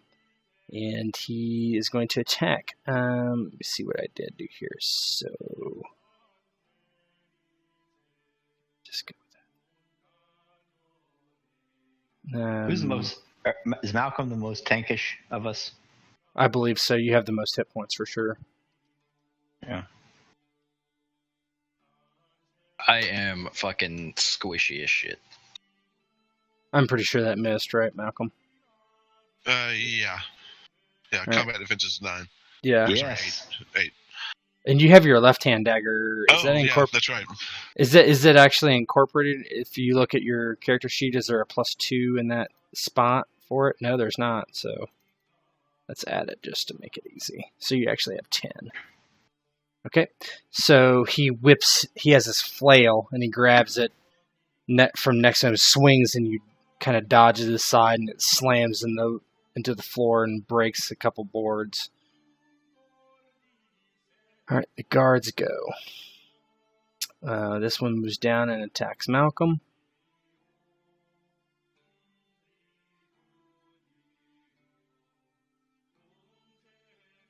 Miss badly. And this one's 1, 2, 3. He attacks Sir Patric. 11. What's your combat defense, Sir Patrick?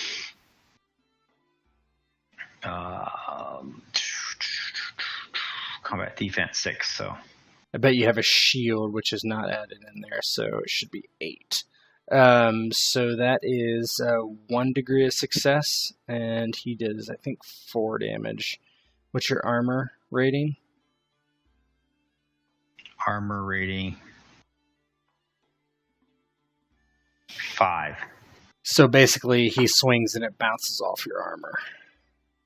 Damn straight. So the Septon, who is like in terrible pain, instead of doing anything, he does a full action run. Coward. Runs away,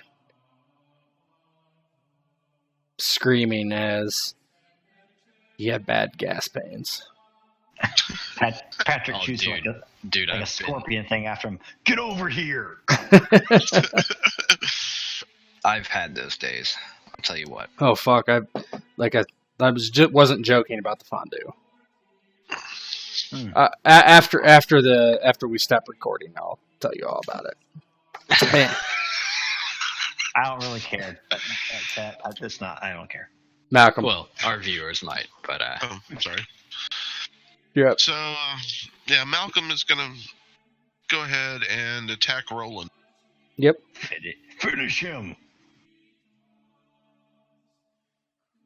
And let's see, this time I should be able to... The sheet. Gosh, there's something that... I know you don't like the acrobatic defense, but that wasn't the case when I built Malcolm. No, that's fine. Yeah, you can do accurate. If you want to use it, you can. So, yeah, the acrobatic defense was a lesser action. Yes, it is a lesser action. That way you can attack. Yeah, so he'll turn on the acrobatic defense and attack. Okay, I guess. All right. Just swinger. 14, 2 degrees. It's 4, right? So 8. That's 5 damage. He'll take the damage. Yell at me if you don't think I'm doing something right. Sounds right to me. Silent Sister. She turns to Patrick and she's like, Oh no. looks very surprised that he's alive, and she's like, "You survived." And she says, "This time you will not." And so she's going to do this manually as well. So roll 7, keep 3. Whoa.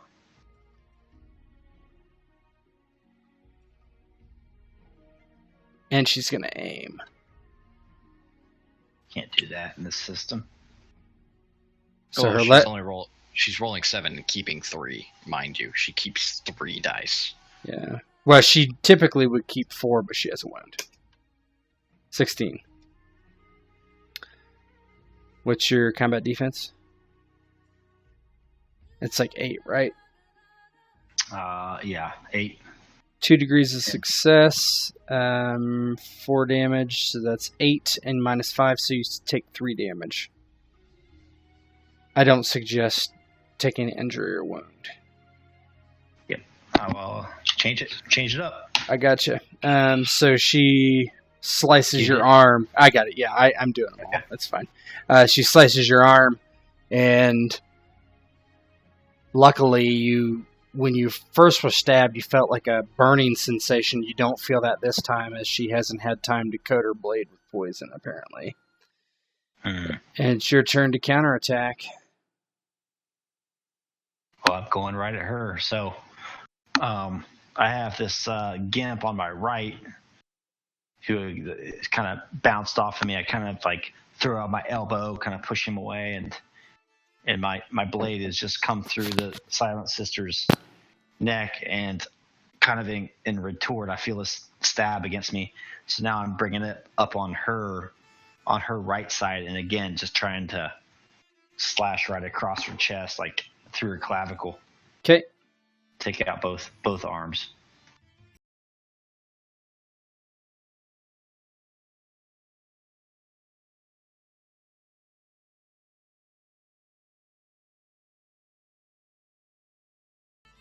Two degrees of success. So that's 8 damage. She has 1, so it'd be 7. Let's see here.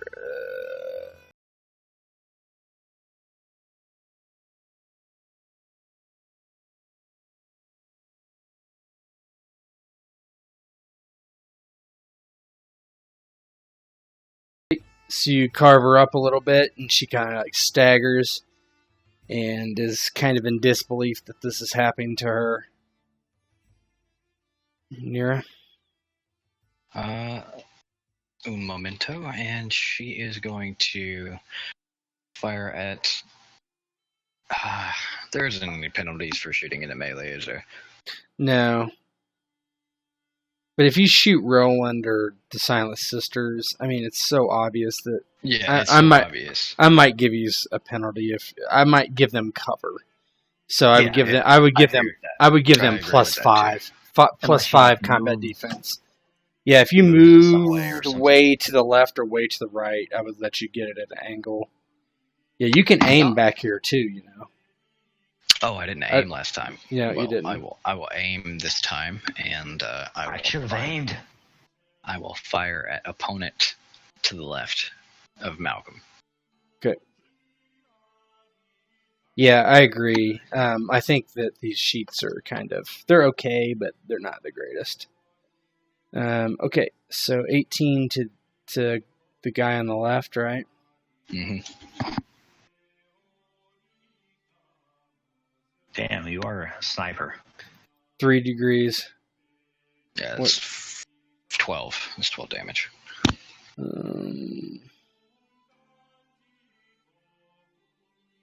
So you shoot him in the face. You can narrate what happens. Yeah, it's just as he's raising it, because he was about to go, right? Something like that. Yes. When did they take their turns? They go after Roland. Roland had just swung at Malcolm, and right as that guy, Malcolm turns his head, looks over at the guy who's got a sword raised, and then there's just you can see his face, and then there's just a sick wet sound as the arrow comes out through his eye socket from behind his head, and he just kind of stands there in disbelief for a minute, and until next turn he'll still be standing. All right. So Roland continues to try to fight off Malcolm, and he's like, "Who are you? What do you want?" And so he's also going to aim, so... Oh, crap. Is that it? Yes. 11. With acrobatic defense, what are you? 12. So basically he swings at you and you do some parkour and dodge out of the way. Parkour. You just limber. Just dodge. Parkour. And just jump out of the way. Parkour. I fucking hate acrobatic. Anyway. So he whiffs. The next guard charges Nira. Can he actually cover that distance? Because I don't think he can. 1, 2, 3, 4, 5, 6, 7. Yep. His move is 4. Okay. 1, 2, 3, 4, 5, 6, 7. Yep. Alright. And then he attacks.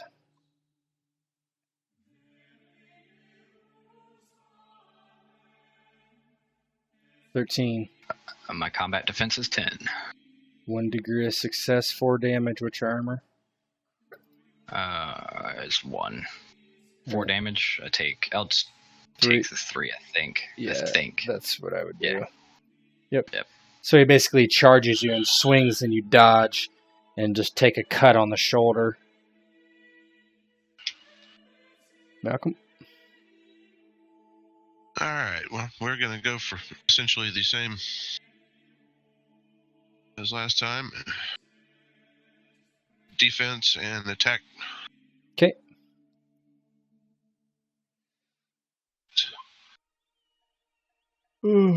Let's see.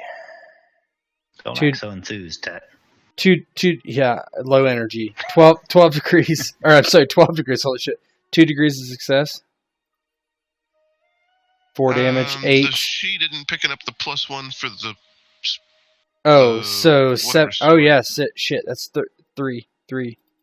Yep, that's 3. So that's 3. So that's 12. I don't see any way to add that to the sheet. There's not. Like I was saying, the sheet should be able to click on, like, oh, I'm going to aim, or I'm going to, yeah. So 17, that's 3 degrees of success. So that would get down to 9. If that would be. Let me look at this token. He's got at least take an injury. No, he's got to take a 1. So basically, you kill him or defeat him. You don't have to kill him, but if you want to, you can. He can't stop you from doing it. I think maybe we give him to Sept and Peter or whatever it was. Mm-hmm. Okay, so how do you defeat him? So, chop his hand off, Darth Vader style now. No, then he gets the cool cybernetic. So Malcolm kind of thumps him on the side of the head with the flat of his blade, puts the point in his face, and says, "Yield, and I'll spare your life." So he falls backwards, and you can tell you like broke his cheekbone probably, and his eye swells up almost immediately, and his flail goes flying next to him, and he's like, I give, just take what you want, we have gold, you can sell these bones, just don't harm me. When he says sell the bones, Malcolm kind of threatens him with the sword like he's going to hit him again. He's like, what, I'm sorry.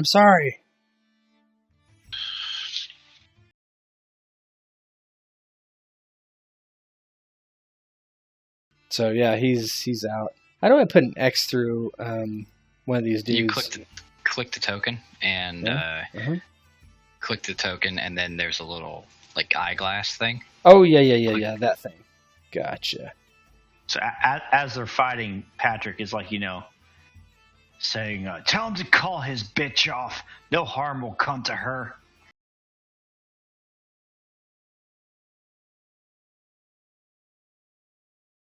He yells to her to stop, and she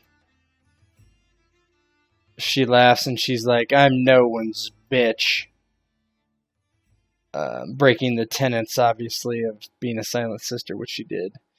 And so she runs towards the front, Can I shoot her as an action? You can't interrupt her. You already went. But I'll leave her. If you guys want to chase her, I will allow it.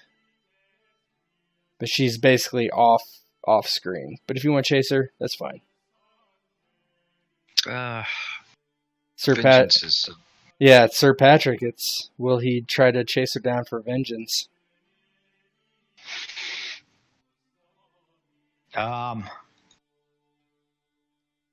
Sir Patrick with his past and stuff. I do not. If he hears Naira kind of getting injured behind him, I think he's probably going to. This dude's a chump. I mean, do what he's gonna do. You're not attached to Nira, so. Let me look through my sheet here. I mean, you're able to. Technically, she's running. She ran, so you would have to run. You won't be able to attack her this turn, but you can give chase, and then we'll have some role play. Probably. Well, the problem is I have a ranged weapon. That's why. Yeah, but she went out a door. She went up into the Sept, essentially. And so Malcolm's free and clear. I mean, his opponent's gone. I'm just looking for. Yeah, he's de-armed, right?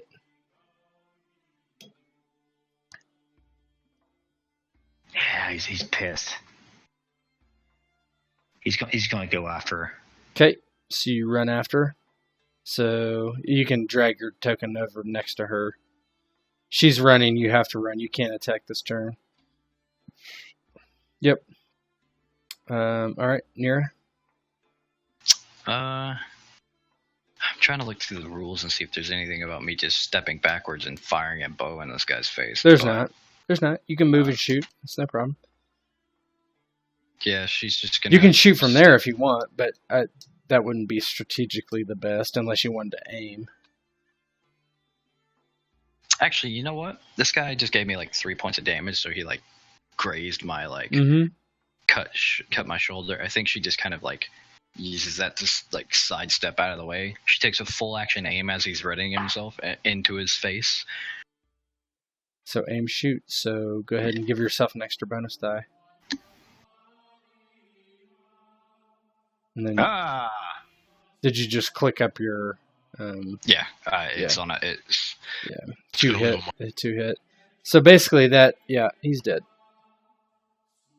I'm glad I didn't. Yeah, he's a moog, but.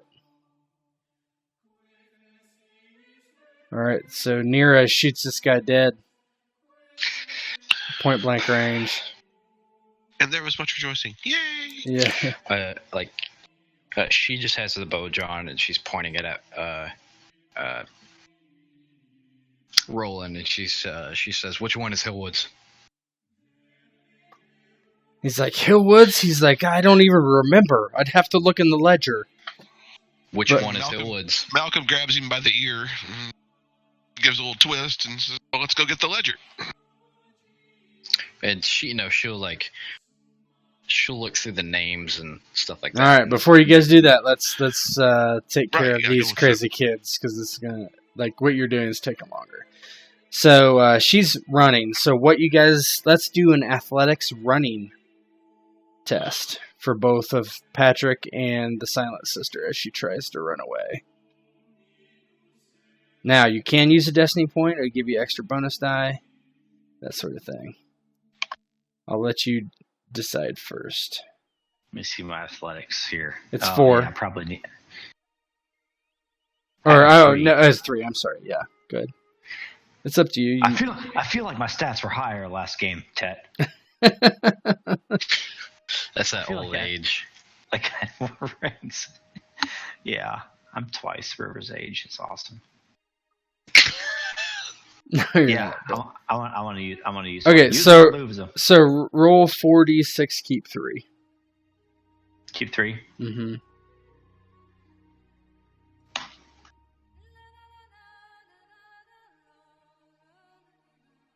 What the fuck? All right, you want to see what her athletics is? I think it's high. Ah. So, yeah, she uses a stiletto, so she doesn't need athletics. So basically, you chase her down, and She runs in stiletto heels, maybe. yeah, maybe. So she's running, and she gets tangled in her like big robes, and kind of like falls to the ground. And Sir Patrick's like comes over top of her, and what does he do? That scene from the scene from Game of Thrones. So he basically reaches down and grabs like behind her neck where her robes come up and just yanks her to her feet and slams her against the wall. And he says, "You're coming with me." And he kind of brings her back into here. Okay, so Kind of drags her, kept kicking and screaming. yep. So you drag her back into the lower chamber with all the. I mean, I would disarm her and stuff too, right? Yeah, as she fell, her stiletto went flying or whatever. Yeah, she doesn't. They're all done. So basically, her and Roland are in there, and Roland, as you come back in, he's like, "I don't know, just let me look." And he points, and there's a shelf with a humongous book that you had seen before, obviously. Mm-hmm. I mean, Mira's going to provide the scratchings to Malcolm so he can look, and if he even tries to like damage the book, he slit his fucking throat. But and she's got an arrow pointed at him. Hurry the fuck up. And so he flips through it as Malcolm has him by the hair or ear or whatever, and he's like, "This is the one right here," and he points to it, and he's like, "Box 23," and he kind of points like over to this corner. And he's like, and 24. He's like, they're stacked on top of each other. It's the boys. Worthless boys. Not worth my trouble. Oh, he said worthless. So like Nira, like the bow, like it doesn't, it laxes, and she just like backhands the shit out of him, like pimp hand strong kind of thing. Just yeah. So Patrick is pretty kind of bloodlusty at this point, and like he has, the sister by the neck, and like I'm sure Malcolm has the dude by the neck, mm-hmm. and all like the happy-go-lucky Patrick is kind of gone at this point, and he's like, "Let's get the bones in the bag," and then he looks at the two captives and says, "These coffins are just about the right size." No. Patrick, you're thinking too well. These people should be tried in the face eye. And she just kind of chuckles a little bit. Maybe the seven were looking out for you all at this place after all. I think the Septon outside, I tend to agree with Nero on this one. We ought to give him to the Septon in the crowd. Although, if you want to kill that one and put her in a box, I certainly understand. Roland, yes, he's like, "You would kill a silent sister? That's blasphemy." Malcolm as that happens, like, arrow just goes to her fucking temple. No. She hasn't been so silent. They say actions speak louder than words, and he raises up his jerkin and shows his scar and says, "What do you think about this action?" Roland says, Roland says, he's like, "We have the support of the High Sept, and you kill us, your whole house is going to be whatever excommunicated would be in the page of the seven." Oh, that's right. I did say the name, and she just like turns the bow and shoots Roland in the head. And so his head snaps back, and he kind of slumps into Malcolm. Malcolm pushes him off like, something that has fallen on him. Poor thing, match made in 7 hells, huh? She says to the Silent Sister. You two will look good together in a box. And she says, "I will take my trial. let me be. By the 7, I invoke mercy. By the mother. Fuck your mercy, and fuck the 7. Says the practitioner of the old faith. Yeah. What are you going to do with her?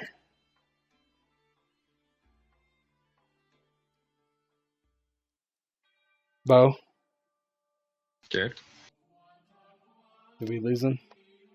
I think we lost. I think he had to go lock up the house, actually. Oh, okay. Oh, can you hear me? Yeah, uh-huh. Oh, okay. So see this sconce right here? Yeah? I take it off the wall, and I approach the silent sister, and I put it up to her face. I notice she's sweating. The blood is draining from her face. And I said, what do you think, guys? Mercy? You already have my answer. So I simply take it and stab it right into her left eye. And you basically... And when that goes no further, I take it out. I put it in her right eye. So you're burning her eyes out, and she's like screaming bloody murder, obviously. And I send her the way, like up the hall towards the crowd up here. Mm-hmm. And as she moves away, I take my sword and draw it right across her stomach, disemboweling her, and send her out towards the crowd with 2 eyes and disemboweled, and say, "You're blind to your own sin. No, go face your judgment." So she like stumbles up as her entrails are falling out, and she doesn't even make it outside, just collapses and dies a very brutal death. And yeah, that's when we grab the bones and scamper. So much for theatrics. Yeah, grab the bones and grab an extra set just for whatever, and let's go out into the street and hand the ledger and the other bones to the Septon. Yeah, so and you hastily make our getaway. Yep. So you match up the ledger where he had pointed to the 2 boxes. It matches the Hilwood scribblings that the Septon had given you earlier. They do look like bones of someone that is not an adult. So you separate them, put them in the sacks, grab another set. Can we rip like a couple pages out of the book from just a page out of the book for Hilwood? Like just rip it out completely. And rip out like a couple more as well, like just random ones. Yeah, sure. So you take a couple pages out of the ledger and you head outside. So what are you going to do? You have these sacks and the ledger. Did we fill one sack just of random, like one person's bones, basically? Like yeah, I thought so. Mm-hmm. Yeah. Yeah, and then the Hilwood boys would have been like a sack inside of a sack, and then we would just like run outside, make some noise, be bloody, hand the things to it right as the gold cloaks or something shows up, and we leave the city. What do you guys think? Yes, get that out. Yeah, I'm all for that. So you toss... give it to the priest, the Septon, and just say, the 7, thank you. And when you get outside, there's probably 50 people. Just like, and there's gold cloaks out there. And so as you get there, you see the Septon look over to you. You toss the sack to him, and he just kind of nods. And just we had the ledger as well. We give him the ledger too. Yep. Okay, so in the sack you can throw the ledger with him, whatever. Yes, he has proof. He can like defend himself. Yeah, he should have proof. Yes, and so the gold cloaks, they start like basically arresting people that are rioting, and basically you dart off into the streets and take your leave of King's Landing, right? Horrible city. Yeah. Horrible. Yeah. Full of sinners. Shame. Yes. Oh, well, there's 2 less sinners now, and a Septon who has a arrow in his gut. Hell, there's 3 less. We just left. Yeah. Yeah, Yes, good scene, Tet. Nice. All right, so you head back to Stokeworth, and with two child-sized... And we head back to Rivendell. Yeah, yes. With two child-sized hobbits, Malcolm Rivers, the bastard of House Stokeworth of Green Tower, leads Sir Patric of Fire March and Nira back to Stokeworth to report their success to Lady Talia. The task was more difficult than expected, but at the end of the day, success was gained. The trip back to Stokeworth was tiring, but without danger. The last of your trip sees you encounter a departure of folk from the town as the events of the tournament have concluded. Hopefully you have not come too late. And you essentially find Lady Talia's tent being taken down and her and Otto standing talking. But Nira's just like ecstatic. She's just got like a great, like, happy grin on her face, and she's been holding the bones kind of reverently the whole time, especially the older boys. Somewhere after we get to Stokeworth and before we get to Talia, we stop and buy a couple of baskets or something a little nicer than sacks. Along the burger sacks. Yeah. Yeah, it's fine. And so, I guess maybe Malcolm's carrying one of the baskets and Naira's carrying the one with the older boy's bones in it. And we'll go talk to the lady.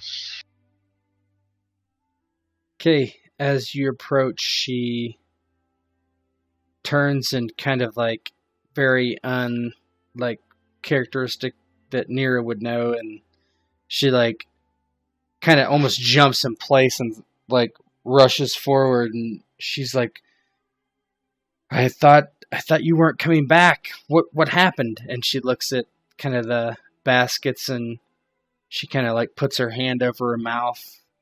Very, you don't know if she's going to cry or be glad. It's kind of a... Malcolm kind of looks down a little solemnly, looks back at her. We were successful, milady. Nira's probably at like near tears at this point, and she she's probably just holding the basket herself, and is just like, God, what was the oldest boy's name again? I forget. It's been Adam. He's like, well, I did what I said I'd do. I got Adam home, didn't I? And she kind of like walks over to Nira and takes the basket and kind of looks inside, and tears well up in her eyes, and she begins to sob.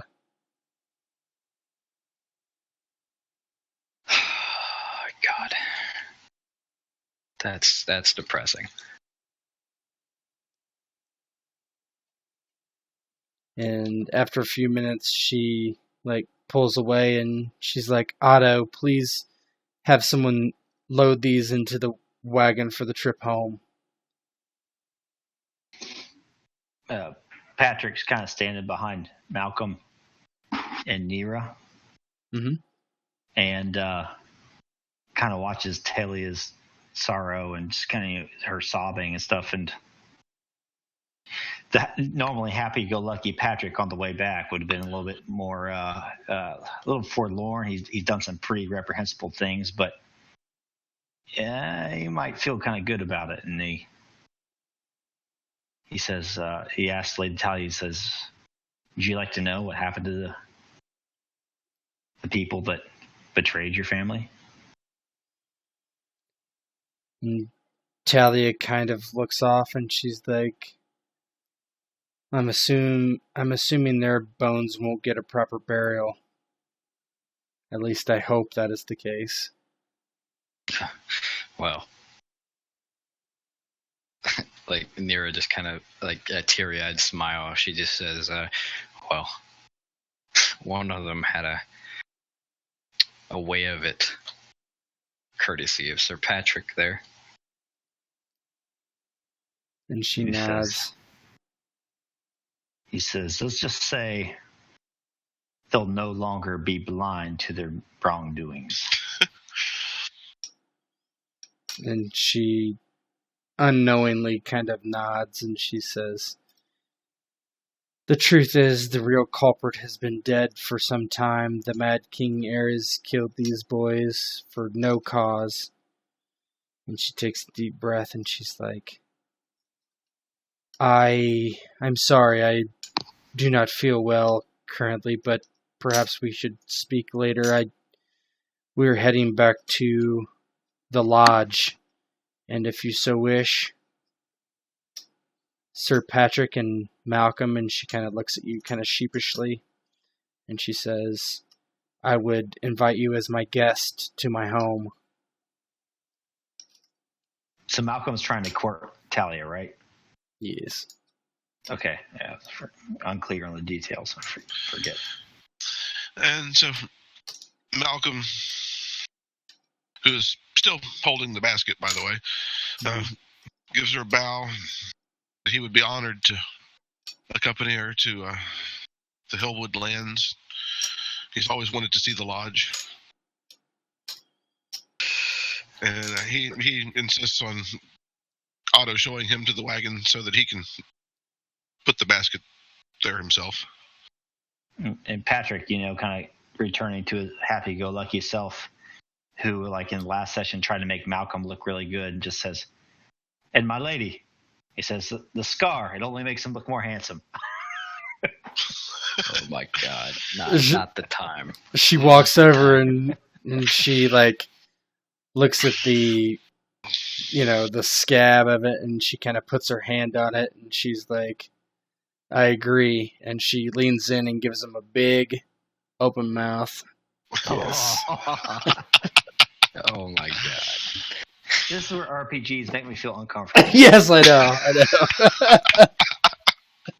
Dude, you don't even know, because Lady Talia is like fucking 50 years old and Malcolm's like...